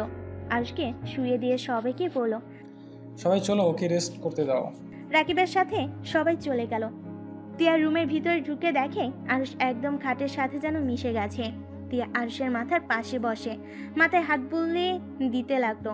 আরুষ রাকিবকে ভেবে বলল, রাকিব, তুই যা, আমার জন্য অনেক করছস, এবার ফ্রেশ হয়ে তুই রেস্ট নে। আরুষ কথাটা বলে বাম দিকে ঘুরে শুয়ে পড়ল। তিয়া হাত সরিয়ে নিয়ে কিছুটা দূরে গিয়ে দাঁড়ালো। বেশ কিছুক্ষণ পর বাসায় ডাক্তার দেখে সবাই অবাক হয়ে গেল। ডাক্তার এসে বলল, তিয়া ম্যামের রুমটা কোন দিকে? তুলি তিয়ার রুমে নিয়ে গেল। রুমে ঢুকতেই তিয়া বলল, ডাক্তার দেখুন তো, বারবার জ্ঞান হারিয়ে ফেলছেন কেন? ডাক্তার আরুষের হাত ধরতেই আরুষ চোখ খুলে ডাক্তারকে দেখেই বলল, আরে কে আপনি? উনি ডাক্তার, চুপচাপ শুয়ে থাকুন। আরুষকে কিছুক্ষণ দেখে বলল, টেনশনের ফলে এমন, আর শরীরে ভিটামিনের অভাব আছে। পুষ্টিকর খাবার আর ভিটামিন ওষুধ নিয়ে এসে খাওয়ালে ঠিক হয়ে যাবে। আর বেশি টেনশন না করেন যেন। ডাক্তার কথাগুলো বলে তিয়াকে ভিটামিনের ওষুধের নাম লিখে দিয়ে চলে গেল। আর কি কি খাওয়া লাগবে সব লিস্ট করে দিল। তিয়া ডাক্তারকে এগিয়ে দিয়ে রহিমকে লিস্ট দিয়ে সব নিয়ে আসতে পাঠিয়ে দিল। তিয়ার রুমে এসেছে দেখে আরুষ উপর হয়ে শুয়ে আছে। আরুষকে বলল, ঠিক মতো নিজের যত্ন নিতে পারো না নাকি? আর এত কিসের টেনশন করো? আমাকে বিয়ে করা নিয়ে চিন্তায় আছো নাকি? মানুষ বলে কথা, হাজার চিন্তা মাথায় থাকবেই। আর আপনাকে নিয়ে চিন্তা করতে যাব কেন? অসুস্থ, তাও আবার তেজ অনেক। যাও ঘুমাও। তিয়া আরুষের ডান পাশে বসে কাজ করতে লাগলো ল্যাপটপে। আর আরুষের দিকে কিছুক্ষণ তাকিয়ে দেখতে লাগলো। আরুষের চোখ বেয়ে টপ টপ করে পানি পড়ছে। তিয়া আরুষের চোখে পানি দেখে বলল, কান্না করছো কেন? দুঃখিত, আমি তোমার সাথে বেশি খারাপ ব্যবহার করে ফেলেছি। আমার মাথা গরম থাকলে আমি কি করি আমি নিজেও জানি না। আমার সাথে বেশি ঝামেলা করবে না, তাহলে তো আমি তোমার সাথে এমন ব্যবহার করতাম না। আমি আপনার কথাতে কষ্ট পাই নাই, আমার কপালটাই খারাপ। সেখানে কারো থেকে ভালো ব্যবহার আশা করা বোকামি। আরুষ কথাটা বলে ওয়াশরুমে চলে গেল। আরুষ ওয়াশরুম থেকে আসতেই দেখতে পাই রাকিব বসে আছে।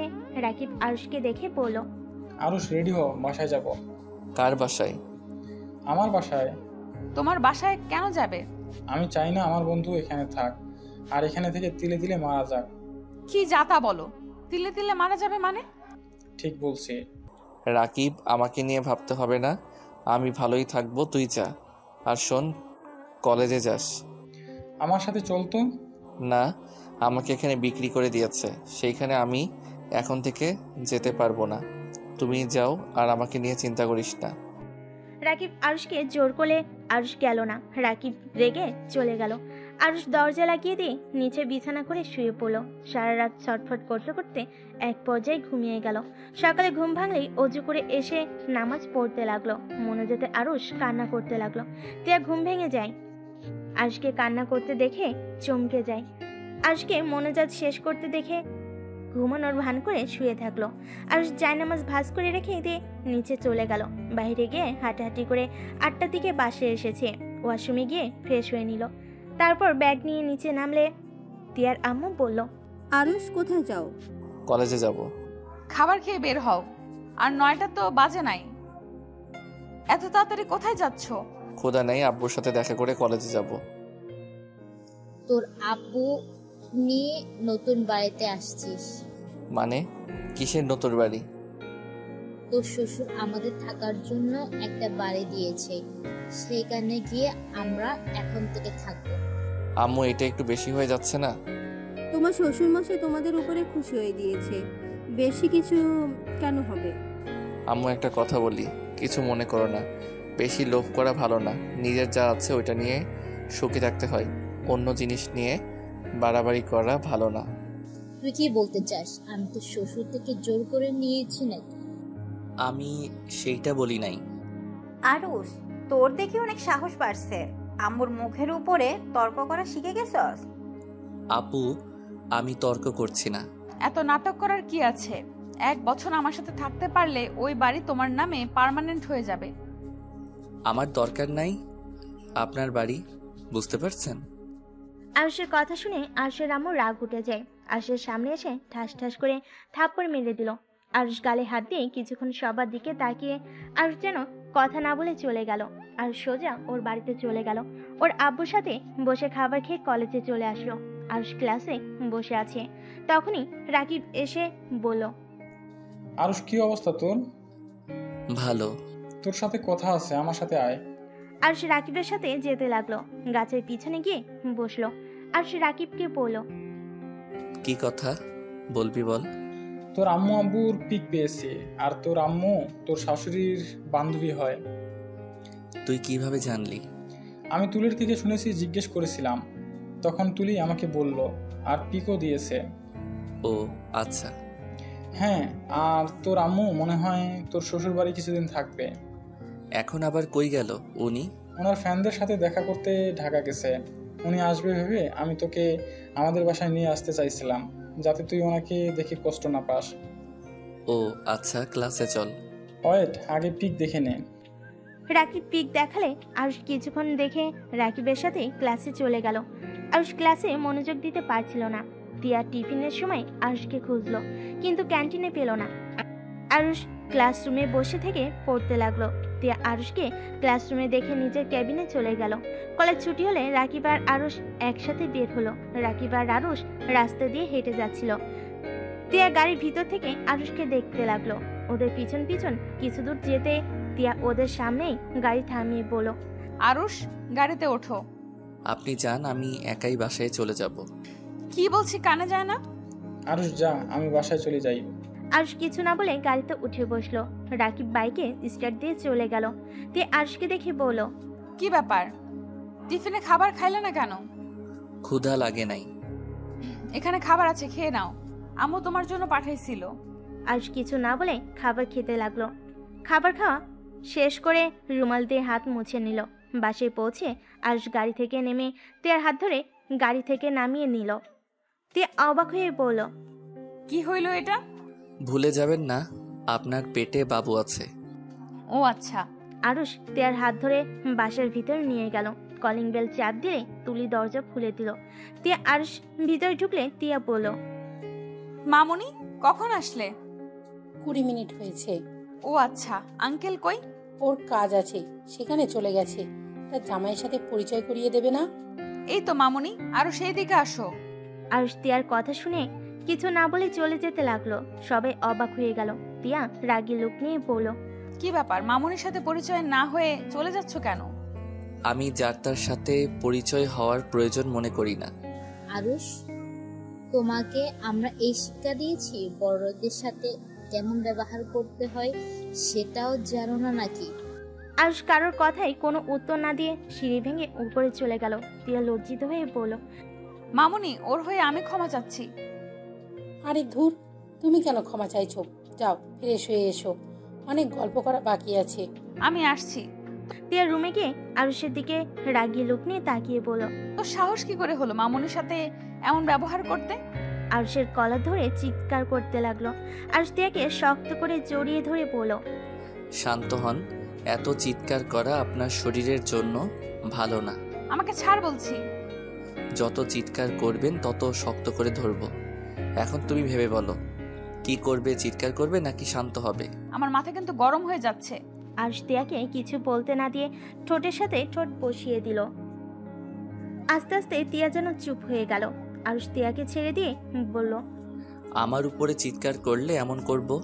মামুনির সাথে এমন করলেন কেন? মামুনি কতটা অপমানিত হয়েছে। তাতে আমার কি?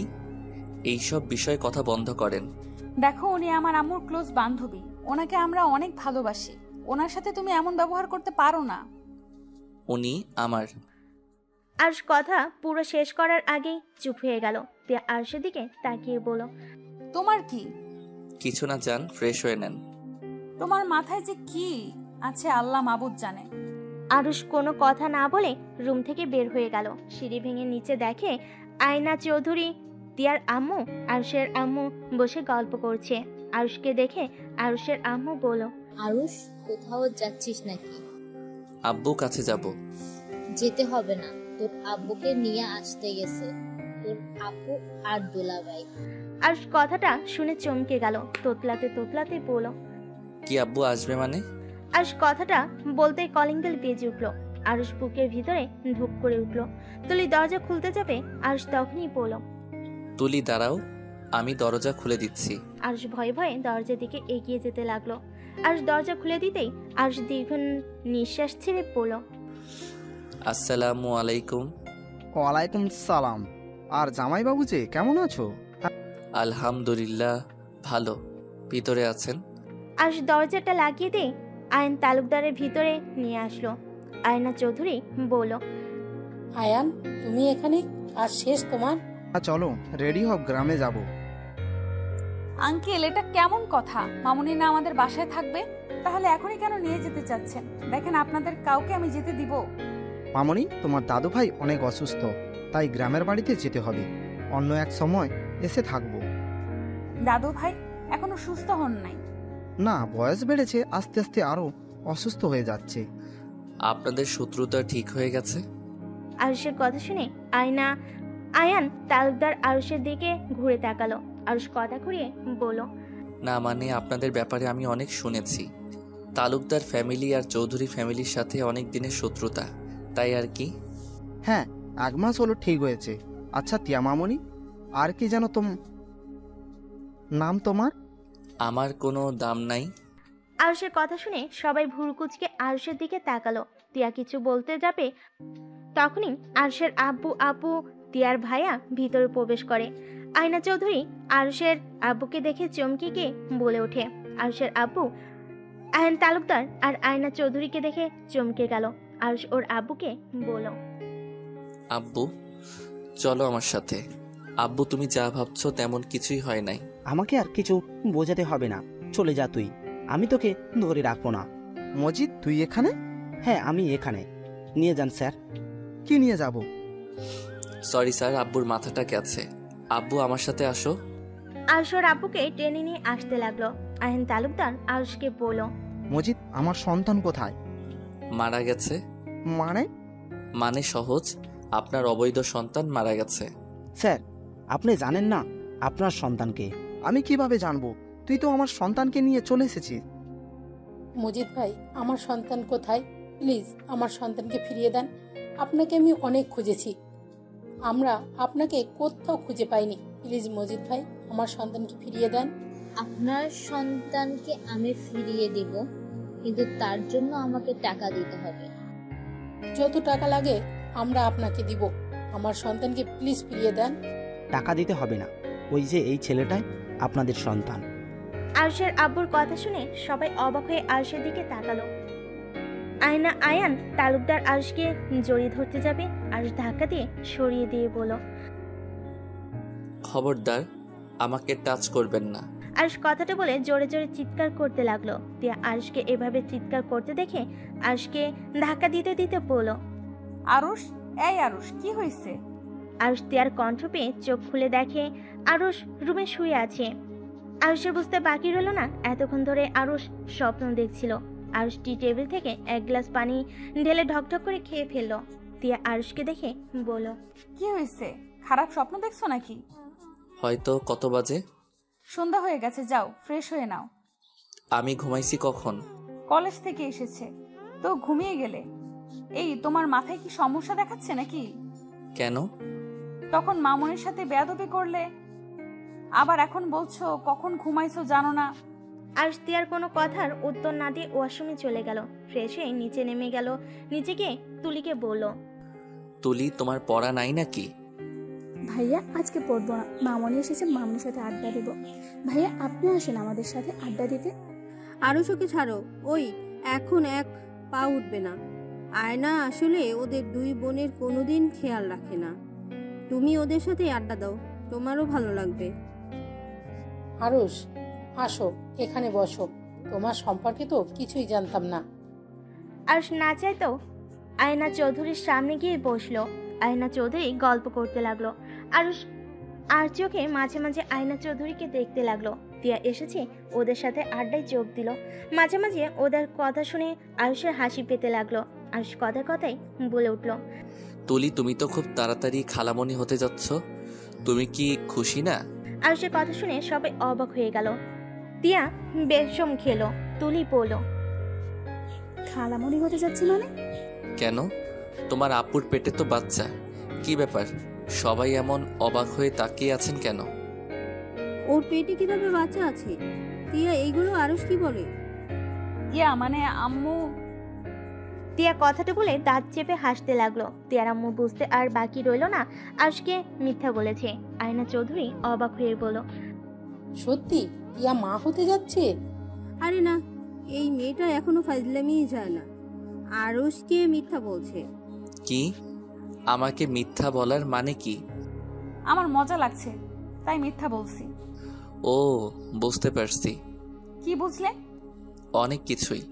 আচ্ছা, আপনারা কথা বলেন, আমি রুমে যাচ্ছি, আমার পড়া আছে। আরুষ রুমে চলে গেল। বিছানায় পা ঝুলিয়ে ভাবতে লাগলো। আমি টাচ করব জন্য পেটে সন্তান আছে মিথ্যা কথা বলল। স্বামীকে যদি এত ভালোবেসে থাকে তাহলে ডিভোর্স কেন দিল? অদ্ভুত একটা মহিলা। আরুষ কথাগুলো ভাবছিল, হঠাৎ করে তিয়ার রুমে আসলো। আরুষ বলে উঠল, আচ্ছা, আপনি আপনার স্বামীকে যদি এত ভালোবেসে থাকেন তাহলে তাকে ডিভোর্স দিলেন কেন? আমি কাউকে ভালোবাসি না। তাহলে মিথ্যা অভিনয় করলেন কেন? আমার ইচ্ছে হয়েছে তাই। আমি কি আপনার অতীত সম্পর্ক জানার কোনো অধিকার নাই? জেনে কি করবে? আমার জানার দরকার। আমার মনে হয় না তোমার জানার দরকার আছে। অবশ্যই দরকার আছে। স্বামীকে এত ভালোবাসেন, আবার তাকে ডিভোর্স দিলেন, আবার আমাকে কাছেও আসতে দিতে চান না, কেউ প্রপোজ করলে মারতে যান। আরুষ তিয়াকে জোরাজোরি করতে লাগলো। তিয়া রেগে গিয়ে চিৎকার করে বলল, আমি ছেলেদের ঘৃণা করি, তাই আমি কোনো ছেলেকে সহ্য করতে পারি না। আর কোনো কথা আছে? ঘৃণা করেন মানে? কেন ছেলেদের ঘৃণা করেন? ছেলেরা আপনার কি ক্ষতি করেছে? এই ছেলে একটা লুজার, বাটপার, বেঈমান, যে এক নারীতে আসক্ত থাকতে পারে না। ওদের জন্য যদি জীবন দিয়ে দেয় তারপর কি বলবে আমাকে ভালোবাসো না? ছেলেরা এমন কি বলেছে আপনাকে? প্রমাণ দিতে পারবেন? তিয়া আরুষের কথা শুনে পাগলের মতো হাসতে লাগলো। তারপর বলল, প্রমাণ প্রমাণ তো আমি নিজেই। ভালোবেসে বিয়ে করেছিলাম, 7 বছরের সম্পর্ক। পর বিয়ে করে 2 মাস টিকতে পারি নাই। শারীরিক নির্যাতন তো আছেই, তার সাথে মিথ্যা অপবাদ, অশ্লীল গালাগালি। সেখানে আবার ভালোবাসা। আমার সামনে অন্য নারীকে নিয়ে এসেছে, রাত কাটাতো। শ্বশুর শাশুড়ি দেখেও না দেখার ভান করে থাকতো, কারণ প্রেম করে নিজের ইচ্ছেই বিয়ে করেছি। 7 বছর প্রেম করেছি, তার মানে তো আমি জানতাম ওর চরিত্র কেমন। হ্যাঁ, আফসোস এমন পাক্কা অভিনেতা যে 7 বছর একবারের জন্য বুঝতে পারি নাই মানুষটা আসলে যে রূপ দেখায় সেটা তার আসল রূপ ছিল না। ভদ্র মুখোশের আড়ালে ছিল শয়তান, বদমাইশি। তারপর বলবে ছেলেদের কেন ঘৃণা করি। এক ছেলের জন্য সবাইকে এক ভাবা, এটা ঠিক না। আর ওকে ডিভোর্স কেন দিয়েছেন? আমি হইলে ওকে ভালো মতো শিক্ষা দিতাম, এমনকি জেলের ভাত খাইতাম। ওকে আমি ভালোবাসি, ওই হয়তো আমাকে ভালোবাসে নাই।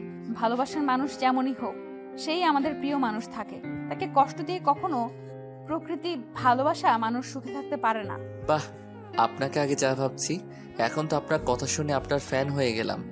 আপনাকে তো দেখে ভেবেছি আপনার ভিতরে মন পাথরের দিয়ে তৈরি হয়েছে। প্রেম ভালোবাসা আপনার মনে কিছুই নাই, বাট আপনার মতো মানুষ কাউকে এতটা ভালোবাসতে পারে, সত্যি বিশ্বাস হয় না। আরুষ কথাটা বলে হাসতে লাগলো। তিয়ার চোখ বেয়ে পানি পড়তে লাগলো। তিয়া কিছু না বলে বেলকনিতে চলে গেল। আরুষ ভেবাচাকা খেয়ে গেল। আরুষ বেলকনির দিকে এগিয়ে গেল। কান্নার শব্দ পেল। আরুষের কাছে খারাপ লাগলো। আরুষ আস্তে আস্তে তিয়ার কাছে গেল। কাঁধে হাত রাখতেই তিয়া নিজের চোখের পানি মুছতে যাবে। আরুষ হাত ধরে বলল, কান্না করো, চোখের পানি মুছো না। আজকে মন খুলে কান্না করো। মাঝে মাঝে কান্না করলে মনটা অনেক হালকা লাগে। তিয়া জোরে জোরে কান্না করতে লাগলো। কান্না করতে করতে হিসকি উঠে গেল। আরুষ রুমে গিয়ে 1 গ্লাস পানি নিয়ে এসেছে। তিয়াকে বলল, এই নাও পানি, খেয়ে আবারও কান্না করো। আর তুমি চাইলে খাবারও নিয়ে আসতে পারি। একটু করে রেস্ট নিবে, খাবার খেয়ে আবার কান্না শুরু করবে, ওকে? আরুষের কথা শুনে তিয়া ফিক করে হেসে দিল। আরুষের কান ধরে বলল, শয়তান, আমার ইমোশনাল দেখে মজা নেওয়া হচ্ছে তাই না? আহ, কান ছাড়ো। আমি তোমার স্বামী হই, আমার কান ধরা তোমার উচিত না। এই ওয়েট, আমাকে তুমি কেন বলছো?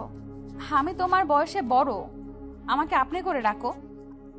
আরুষ তিয়াকে টান দিয়ে নিজের কাছে নিয়ে এসেছে। পিছনের দিকে ঘুরিয়ে পিছন থেকে জড়িয়ে ধরে কানে কানে ফিসফিস করে বলল, আমি আর আপনি করে বলবো না।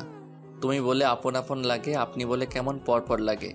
আর তুমি তো আমার প্রিয়তমা, সেখানে অনেক কাছের মানুষ, তাই আপনি না তুমি বলে ডাকবো। তিয়া হালকা করে আরুষের পেটে গুঁতো দিল। আরুষ তিয়াকে ছেড়ে দেয়। তিয়া বলল, আমি কারো প্রিয়তমা না, আর না তুমি আমার আপন কেউ। আমি তোমাকে কখনোই ভালোবাসতে পারবো না। কেন? একবার আমাকে বিশ্বাস করে দেখলে ক্ষতি কি? নাকি আপনার এক্স স্বামীর জন্য পরাণ কান্না করে? আমার কারোর জন্য পরাণ কান্না করে না। আমি একবার যে ভুল করছি সেই ভুল আর দ্বিতীয়বার করতে চাই না। একবার তো একজনকে মন দিয়েছিলাম, ভেঙে চুরমার করে দিয়েছে। আবার তোমাকে দিয়ে নিজের জীবনটাই শেষ করে দিব নাকি? আরুষ তিয়াকে সামনের দিকে ঘুরিয়ে আরুষের 2 হাত তিয়ার কাঁধের উপর রেখে মুখটা কাছে নিয়ে বলল, আমার মনের দরকার নাই। আমার এই শরীরটা আর এই শরীরের আত্মাটা লাগবে, যাকে আমি মৃত্যুর আগ পর্যন্ত পাশে পাবো। যে মানুষটা আমাকে ভালোবাসবে, আমাকে বুঝবে, বাকি মানুষের মতো আমাকে অবহেলা করবে না। শুধু একটু ভালোবাসা দিলে হবে, কারণ সামনের এই মানুষটা ছাড়া আমার দুনিয়াতে আপন মানুষ বলতে কেউ নাই। কেন? তোমার আব্বু আম্মু, তোমার বোন আছে, তাহলে আপন মানুষ থাকলো না কিভাবে? মানুষ যা চোখের সামনে দেখে তা মাঝে মাঝে সত্যি নাও হতে পারে। আপনি বলেও কিছু মানুষ আপন হয় না। মানে বুঝলাম না।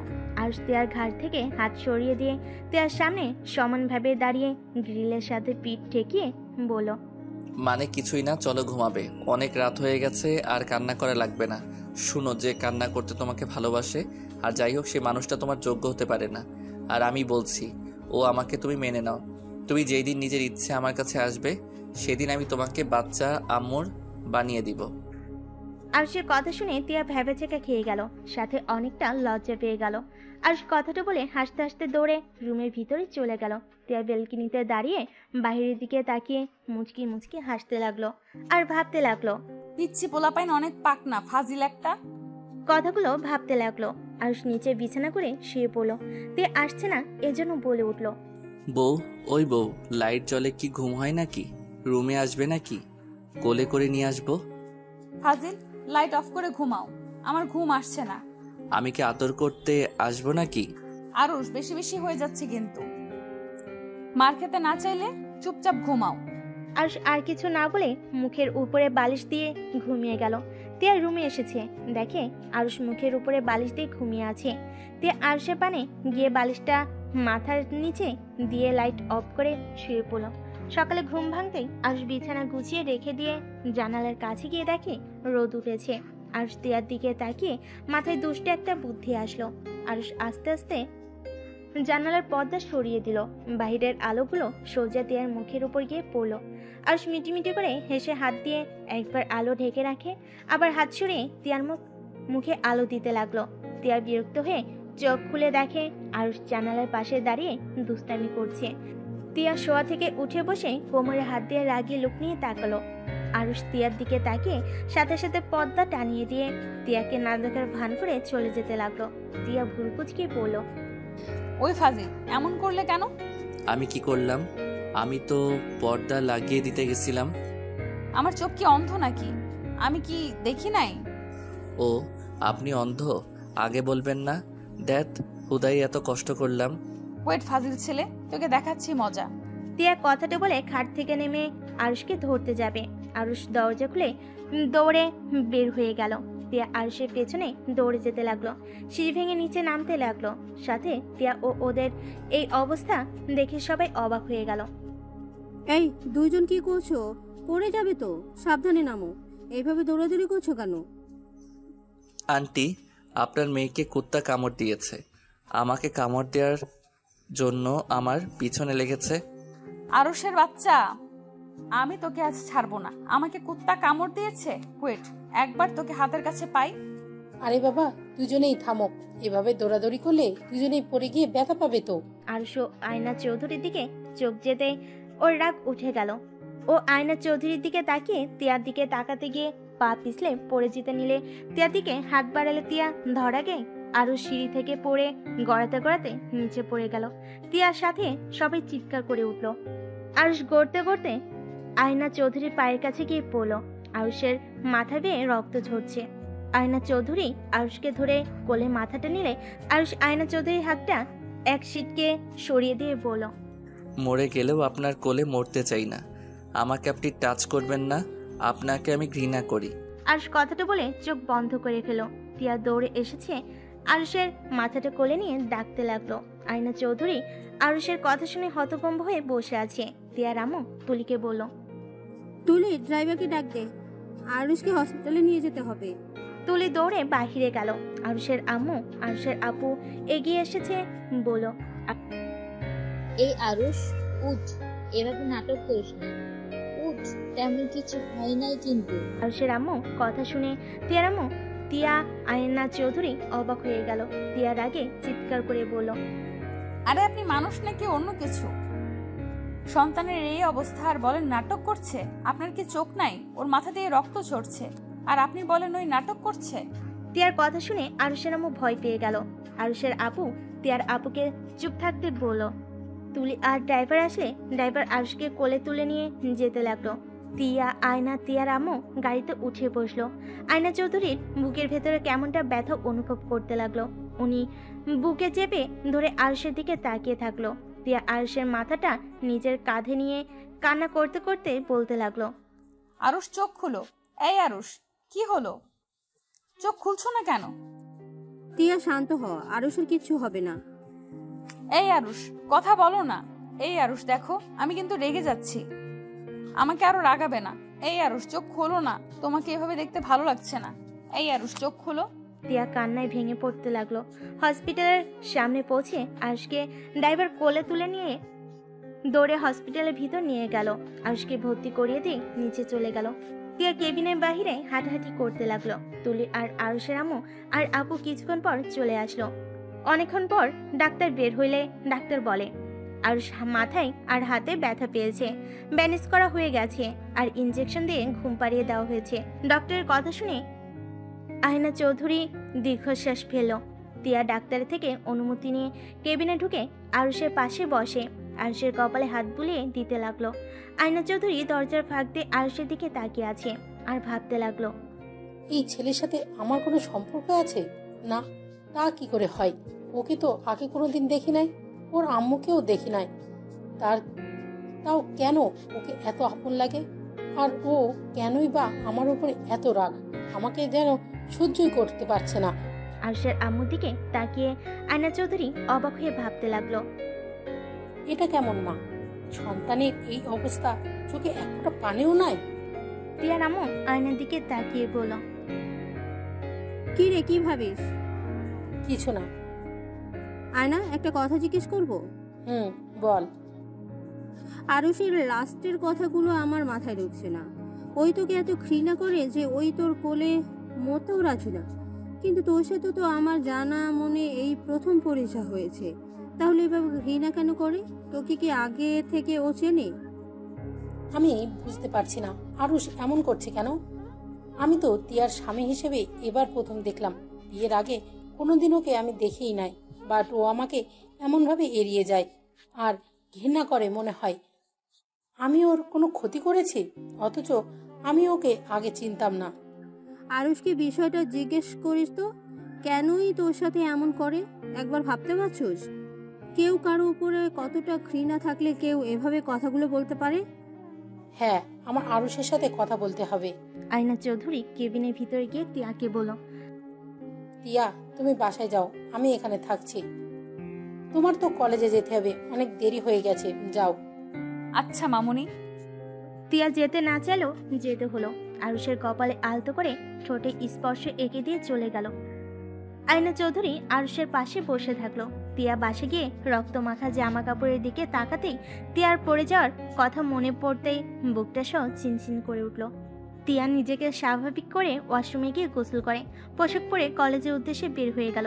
রাকিব তিয়াকে দেখে বলল, আসসালামু আলাইকুম ম্যাম। ম্যাম, আপনার সাথে কথা ছিল। ওয়ালাইকুম আসসালাম। আমি জানি কি বলবে। আরুষ হসপিটালে ভর্তি আছে। কি? আরুষের কি হয়েছে? সিঁড়ি থেকে পড়ে গিয়ে ব্যথা পেয়েছে। আচ্ছা আমি যাচ্ছি, আমার এমনিতেই অনেক লেট হয়ে গেছে। তিয়া রাকিবকে কথা বলার সুযোগ না দিয়ে হসপিটালের নাম বলে চলে গেল। রাকিবের রাগের শরীর জ্বলতে লাগলো। রাকিব মনে মনে ভাবলো, কি মহিলা, স্বামী হসপিটালে আর উনি কত স্বাভাবিক।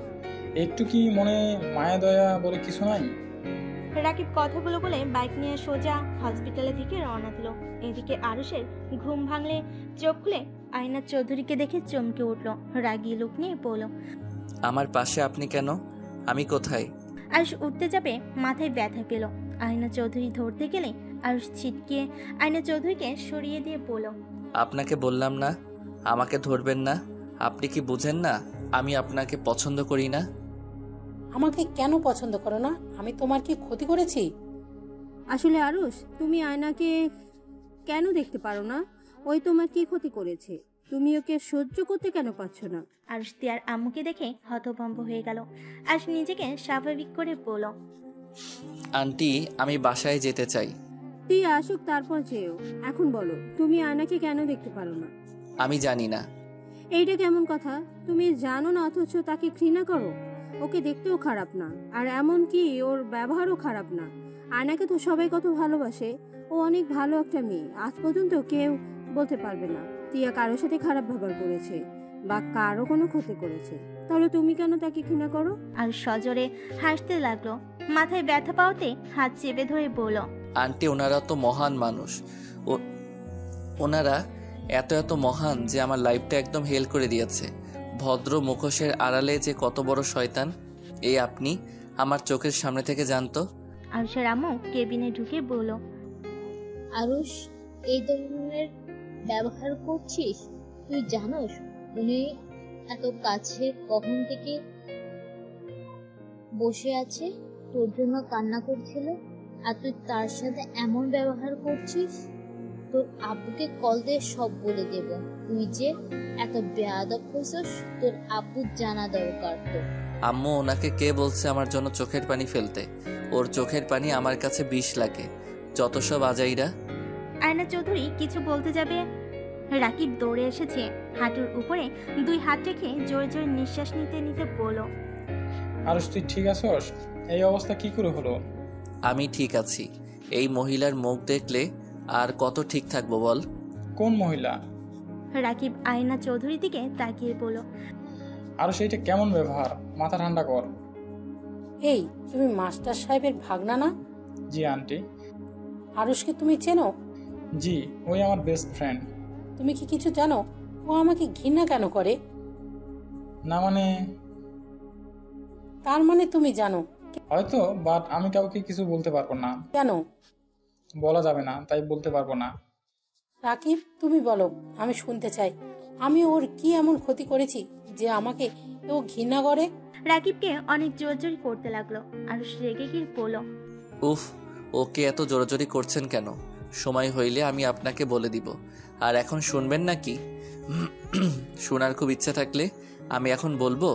আন্টি, আম্মু, আপনারা যদি কিছু মনে করেন। আরুষের কথা বুঝতে পেরে তিয়ার আম্মু আরুষের আম্মুকে নিয়ে কেবিন থেকে বের হয়ে গেল। আরুষ মিটিমিটি করে হাসতে হাসতে বলল, শুনতে চান?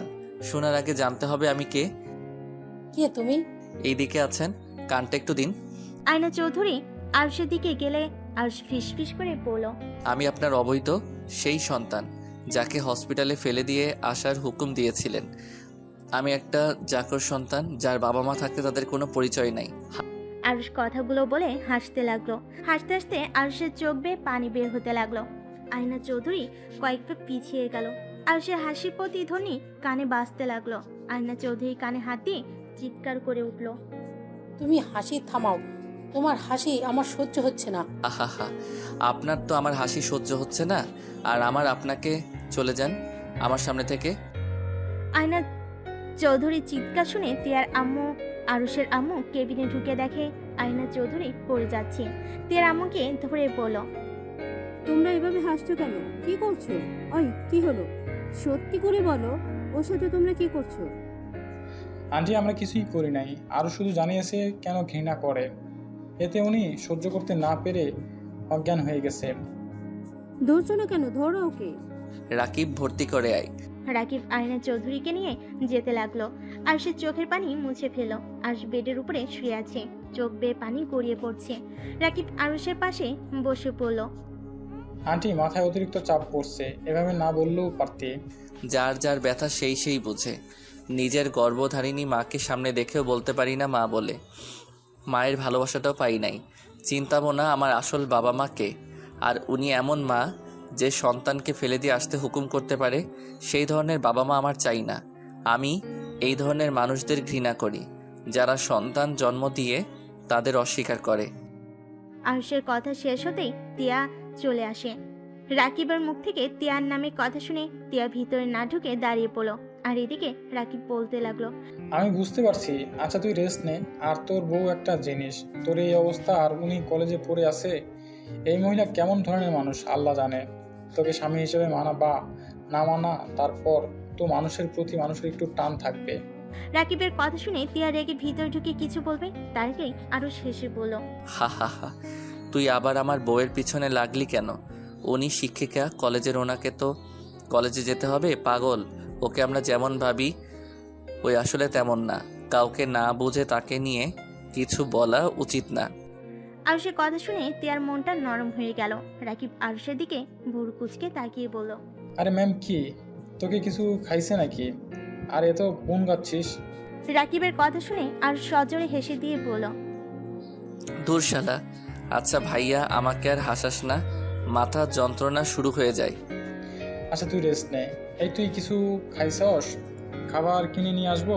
আরুষ কিছু বলার আগেই তিয়ার ভিতরে ঢুকে বলল, তার দরকার নাই, আমি খাবার নিয়ে এসেছি। তিয়ার কথা শুনে রাকিব ভয়ে উঠে বসলো। ভুরু কুচকে বলল, ম্যাম, আপনি কখন এসেছেন? কেন, আমার নামে কিছু বলেছিলে নাকি দুজন মিলে? আরে না না ম্যাম, কি বলেন? আপনার নামে কিছু বলতে পারি? তা ম্যাম, আপনি এই সময়? তিয়া খাবার বক্স খুলে টেবিলের উপরে রাখতে লাগলো আর রাকিবকে বলল, ছুটি নিয়েছি। ও আচ্ছা ম্যাম, দিন আমার কাছে, আমি খাওয়াই দেই আরুষকে, ওর হাতে তো ব্যথা পেয়েছে। দরকার নাই, তুমি বসে থাকো। ম্যাম, ওই কি হাত দিয়ে খাবেন নাকি? দেখেন ম্যাম, সব জায়গায় জোর দেখাবেন না। তিয়া রাগী লোক নিয়ে তাকাতে রাকিব চুপ হয়ে গেল। তিয়া একটা প্লেটে খাবার বেড়ে আরুষের পাশে বসে ভাত চটকাতে লাগলো। আরুষ রাকিব হা হয়ে তাকিয়ে আছে। তিয়া রাকিবের দিকে তাকিয়ে বলল, এইভাবে তাকিয়ে আছো কেন? আর এই রাকিব, তুমি সবসময় আমার সতীনের মতো ব্যবহার করো কেন? তিয়ার কথা শুনে আরুষ মিটিমিটি হাসলো আর রাকিব ভেবাচাকা খেয়ে বলল, কি বলেন? আমি আপনার সতীনের মতো ব্যবহার করলাম কখন? আর আমি তো ছেলে, আমি সতীন কেমন হই? যখন তোমাদের একসাথে দেখি তখনই একে অপরের কেয়ার নাও, আবার আরুষকে খাইয়ে দাও। দুজন একে অপরকে ছাড়া চলতে পারো না নাকি? তিয়ার কথার ভিতরে জেলাসি ভাব দেখে রাকিব দুষ্টামি করে বলল, কি করব, বন্ধুকে বিয়ে করলাম, বন্ধুর বউ পাত্তাই দেয় না, তাই বন্ধুর বউয়ের অভিনয় করে বন্ধুকে সান্ত্বনা দেই। রাকিবের কথা শুনে আরো হাসি থামাতে পারলো না। তিয়া রেগে রাকিবের দিকে যাবে, রাকিব দৌড়ে দরজার কাছে গিয়ে পড়লো। স্বামীর যত্ন নিয়েন, না হইলে অন্য বেডির লোকে বিয়ে দিয়ে দিব। রাকিবের বাচ্চার দিকে আয়। ইয়া মানে ম্যাম, আমি বিয়ে করি নাই, আমার এখনো বাচ্চা হয় নাই। দুই বন্ধুই একটা ফাজিল, মেরে হাড্ডি ভেঙে ফেলবো। ইস, কথার ভিতর কত মধু মেখে আছে। মানে? রাকিব কিছু বলার আগে আরুষ রাগী লোক নিয়ে বলল, ওই শালা, আমার বউয়ের উপরে লাইন মারিস না, ভুলে যাসনি উনিকে ক্লাসে পাইলে না, যা নিজের গার্লফ্রেন্ড সাথে লাইন মারগা। রাকিব মাথা চুলকাতে চুলকাতে আরুষের দিকে আর তিয়ার দিকে তাকিয়ে মিষ্টি করে হেসে দিয়ে বলল, উনি কলেজে ম্যাম হইলে কলেজের বাইরে আমার ভাবি লাগে, সেইখানে আমি ওনার সাথে লাইন মারতে পারি। শালা তুই চুপ করে বসে থাক। রাকিবের কথা শুনে তিয়া রেগে যেন খাবার এখনই ঢিল মেরে ফেলে দিবে। রাকিব পরিস্থিতি বুঝে দৌড়ে পালালো।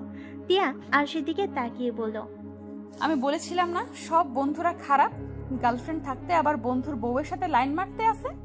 তিয়ার কথা শুনে আরুষ হেসে ফেল। আরুষ তিয়ার দিকে তাকিয়ে বলল, আরে বউ, রেগে যাচ্ছ কেন? ওই তোমার সাথে মজা করছে, ওই ওর গার্লফ্রেন্ডকে অনেক ভালোবাসে, ওই আমার মতো পবিত্র নিজের জিনিস ছাড়া অন্য কারোর দিকে নজর দেয় না। কত যে পবিত্র চোখ, মেয়ে ফ্রেন্ডদের সাথে ঘষাঘষি করে আবার এসেছে। তিয়ার কথা শুনে আরুষ দাঁতে দাঁত চেপে হেসে দিল। তিয়ার রাগে বলল, হা করেন। তুমি খাইছো? হা করতে বলছি করো। আচ্ছা শোনো, আমার এখন ক্ষুধা নাই, তুমি আয়না আন্টি তোমার আম্মু আমার আম্মুকে নিয়ে বাসায় গিয়ে খেয়ে নাও। ওদের তো হসপিটালে কোথাও দেখলাম না। কোনো এক কেবিনের ভিতরে আছে। কেবিন কি করে? আয়না আন্টি জ্ঞান হারিয়ে ফেলছে। ও আচ্ছা, তুমি খেয়ে নাও। খাবো না, বাসায় যাব। আচ্ছা আগে খেয়ে নাও, তারপর ডাক্তারের সাথে কথা বলে নিয়ে যাব। ক্ষুধা লাগছে না ওনাদের নিয়ে, তুমি খেয়ে নাও, যাও। আচ্ছা বুঝছি, তুমি শুয়ে থাকো, আমি ডাক্তারের সাথে কথা বলে আসছি। তিয়া কেবিন থেকে বের হয়ে ডাক্তারের সাথে দেখা করতে গেল। ওনার সাথে কথা বলে আয়না চৌধুরীকে খুঁজতে লাগলো। কোথাও খুঁজে না পেয়ে আরুষের কেবিনের সামনে এসেছে। দেখে আয়না চৌধুরী আরুষের হাত ধরে কান্না করছে আর আরুষ বারবার সরিয়ে দিচ্ছে। তিয়া ভিতরে ঢুকে বলল, আরুষ, তুমি আন্টির সাথে এমন করছো কেন? তোমার আন্টিকে নিয়ে যাও, এমন ন্যাকামি আমার একদম দেখতে ইচ্ছে হচ্ছে না। তিয়া মামনি, আরুষকে বলো না আমাকে ক্ষমা করে দিতে। কিসের ক্ষমা আন্টি? তিয়া ওর আম্মুর দিকে তাকাতেই তিয়ার আম্মু বলল, আমি বুঝতে পারছি না ও কিসের ক্ষমা চায়, আর আরুষ বা ওকে ঘৃণা কেন করতেছে। কিছু তো রহস্য আছে। আহ, ব্যথা পাচ্ছি তো হাতে। আরুষ ব্যথা পাওয়াতে আয়না চৌধুরী আরুষের হাতে চুমু দিয়ে বলল, সরি বাবা, আমি বুঝতে পারি নাই। ড্যাড ছাড়েন তো, বউ ডাক্তার কি বলল? রিলিজ নিয়ে যেতে পারবো। তাহলে চলো বাসায় যাব। হাসতে পারবে নাকি ড্রাইভারকে ডাকবো?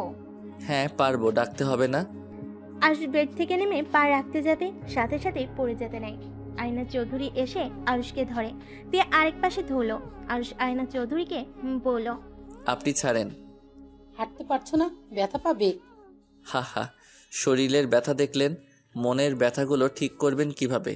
ওইটাকে নিজে থেকে ঠিক করতে হয়, তাই এই ব্যথা নিজে থেকে সামলাতে পারবো। আরুষ কথাটা বলে তিয়াকে ধরে হেঁটে যেতে লাগলো। আয়না চৌধুরীর চোখ বেয়ে পানি পড়তে লাগলো। তিয়ার আম্মু, আয়না চৌধুরী আর আরুষের আম্মু মিলে ওদের পিছন পিছন যেতে লাগলো। 5 জন হসপিটাল থেকে বের হয়ে গাড়িতে উঠে বাসার দিকে রওনা দিল। আরুষের আম্মু আরুষকে বলল, আরুষ, তোর বেয়াদবি বের করবো। তোর আব্বুকে খবর দিয়েছি। তোর আব্বু মনে হয় এ বাসায় চলে এসেছে। এই, আপনি প্লিজ চুপ করবেন? সব সময় খালি ওর ভুলগুলোই দেখেন আর বকার উপরেই থাকেন। ভালো ব্যবহার করতে পারেন না? আপনি নিজেই চুপ থাকেন। আমার আম্মু আমার সাথে যা ইচ্ছে করবে, এতে আপনার কি? নিজের চিন্তা করেন। আর আম্মু, তুমি আব্বুকে এই অবস্থায় ওই বাসায় আসতে বলে কেন? আমি বেয়াদবি করছি, পরে শাস্তি মাথা পেতে নিয়ে নিব। শুধু শুধু আব্বুকে ওই বাসায় আসতে বলছো? মজিদ ভাই কি সত্যি বাসায় এসেছে?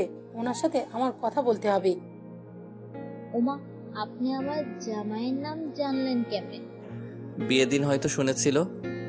ও আয়না চৌধুরী কাউকে ফোন দিল। কল দিয়ে বলল, আয়ান, তুমি কত দূর? তোমাকে না বললাম তাড়াতাড়ি তিয়াদের বাসায় আসতে? প্রায় এসে গেছি, বাট এত জরুরি আসতে বলছো কেন? আমি তোমার সাথে সংসার করার জন্য ডাকছি না, তোমাকে আসতে বলেছি, আসো। আমার খেয়ে কাজ নেই? আমার বউ বাচ্চা রেখে তোমার সাথে সংসার করতে যেতে হবে? উল্টোপাল্টা কথা বললে কিন্তু আমি মাঝপথ থেকে চলে যাব।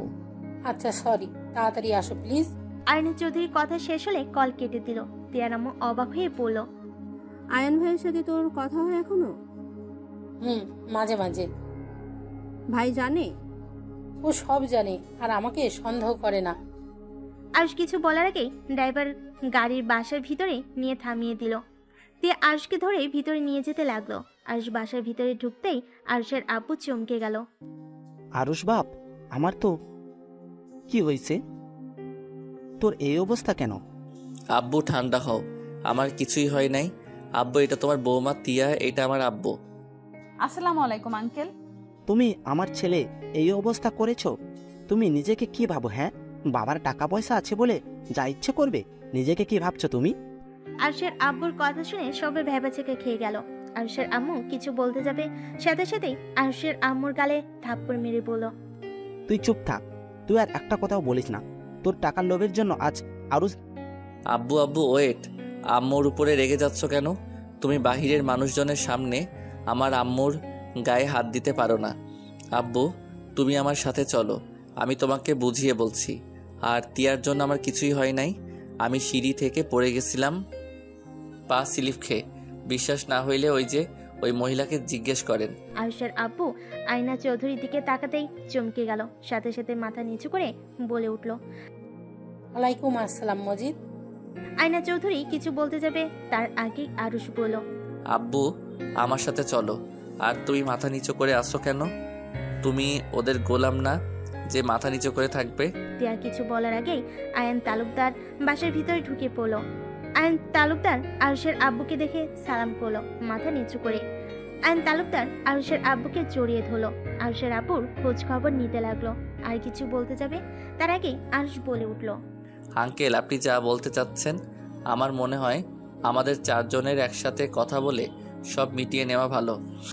আরুষের কথা বুঝতে পারলো না। আরুষের দিকে তাকালো। আরুষ ওদের একটা রুমে যাওয়ার দিকে ইশারা করলো। আয়না চৌধুরী আরুষকে ধরে বলল, আয়ান, আয়ুষকে ধরো, ও একা হাঁটতে পারবে না, ওর হাতে পায়ে ব্যথা পেয়েছে। আয়ন তালুকদার আরুষকে ধরে নিয়ে যেতে লাগলো। সবাই অবাক হয়ে ওদের দিকে তাকিয়ে আছে। ওরা 4 জন রুমের ভিতরে গেল। আয়না চৌধুরী আরুষকে খাটের উপরে বসিয়ে দিল। আরুষ বলল, আন্টি, দরজাটা লাগিয়ে দেন। দরজা লাগিয়ে দিয়ে আয়ন তালুকদার আরুষের আব্বুকেই বলল, মজিদ, আমার সন্তান কই? আমরা 2 জন তোকে কত খুঁজি, তোর কোনো ধারণাও? প্লিজ ভাই, আমায় বলে দে আমার সন্তান কোথায়। আরুষ হাসতে লাগলো। ওর আব্বুর কলার ধরে আরুষ রেগে গিয়ে বলে উঠল, আয়ান, মজিদকে ছাড়ো, আমাদের সন্তান তোমার পেছনে, ওইটাই আমাদের সন্তান। আয়ন তালুকদার আরুষের দিকে তাকাতে আরুষের কাছে এগিয়ে যাবে, তার আগে আরুষ বলল, না না, একদম না, আমার কাছে আসার চেষ্টা করেন না। কেন? আমি আপনাদের বাবা মা হিসেবে মানি না। আমার বাবা ওই লোকটা।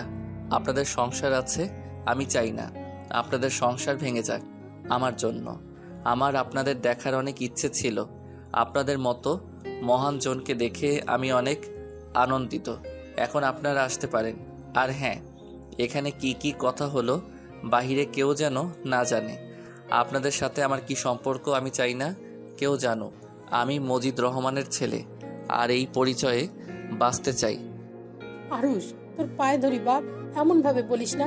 বিশ্বাস কর, আমরা তোকে অনেক খুঁজেছি। হয়তো রাগের বশে তোকে আমরা ফেলে দিতে চেয়েছিলাম, কিন্তু যখন মজিদ তোকে নিয়ে অনেক দূরে চলে গেল, তখন আমরা আর নিজেদের কন্ট্রোল করতে পারি নাই। আরুষ, প্লিজ আমাদের ক্ষমা করে দে, আর একবার আমাদের আব্বু আম্মু বলে ডাক। তুই যা বলবি আমরা তাই শুনবো। আব্বু প্লিজ আমাদের ক্ষমা করে দে, আমরা তোকে অনেক ভালোবাসি রে। তোকে আমরা আজও খুঁজে বেড়াই, দুইজন কত ট্যুরে যাই শুধুমাত্র তোকে খোঁজার জন্য। আইন তালুকদার আয়না চৌধুরীর আরুষের পা ধরতে যাবে, সাথে সাথে আরুষ হাত দিয়ে থামিয়ে দিতে গিয়ে হাতে ব্যথা পাইল। আইন তালুকদার আয়না চৌধুরী আরুষের 2 হাত ধরে চুমু দিয়ে কপালে ঠোঁট ঠেকিয়ে বলল, সরি আব্বু, হাতে ব্যথা পাইছস? আরও ওনারা যাই করো, ওনারা খারাপ মানুষ না। ওনাদের রক্তের রাগ জিত একটু বেশি, যেমন তুইও হয়েছিস। যা বলস তাই করে ছাড়স, তেমন তোর বাবা মাও। আমার মনে হয় তোর ওদের ক্ষমা করে দেওয়া উচিত। আমি ওনাকে ক্ষমা করতে পারি, বাট উনি যেন কাউকে কখনোই না বলে আমি ওনাদের অবৈধ সন্তান। আর আমি চাই না আমার সম্পর্কে বাহিরে কেউ যেন ওনাকে ঘৃণা করুক। আরুষের কথা শুনে আইন তালুকদার আয়না চোখের পানি যেন থামছে না। আরুষকে আলতো করে জড়িয়ে ধরলো আর বলতে লাগলো, আমাদের নাকি ঘৃণা করিস? তাহলে আমাদের কথা কেন ভাবছিস? আমি মানুষের ক্ষতি পছন্দ করি না। যাই হোক, এখানে স্টপ হয়ে যান। জোর কর, বাইরে গেলে তিয়া অনেক জেরা করবে। আমি যা বলবো ওইটার সাথে মাথা নাড়াবেন। আচ্ছা আরুষ, একবার আমাদের আম্মু আম্মু বলে ডাক না। আমার মুড নাই, ছাড়েন।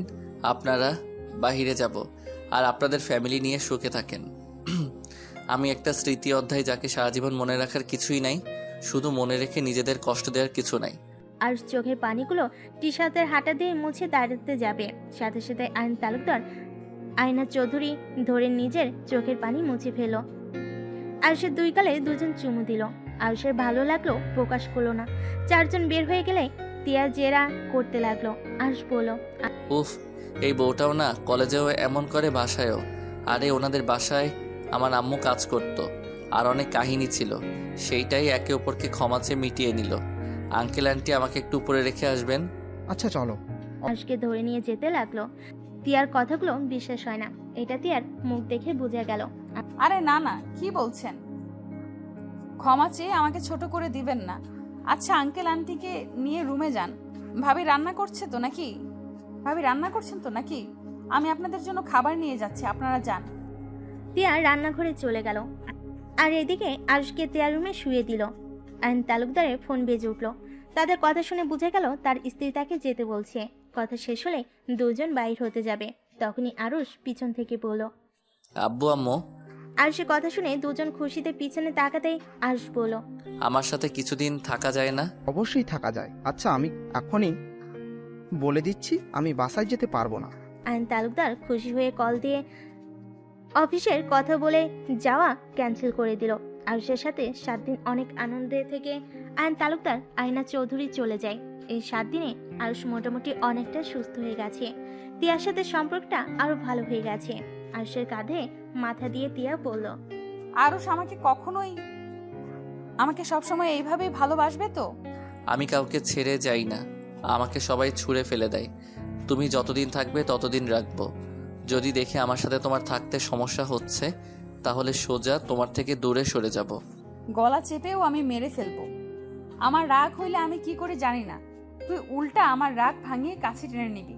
উল্টা কি বলি, আমার থেকে দূরে সরে যাবি?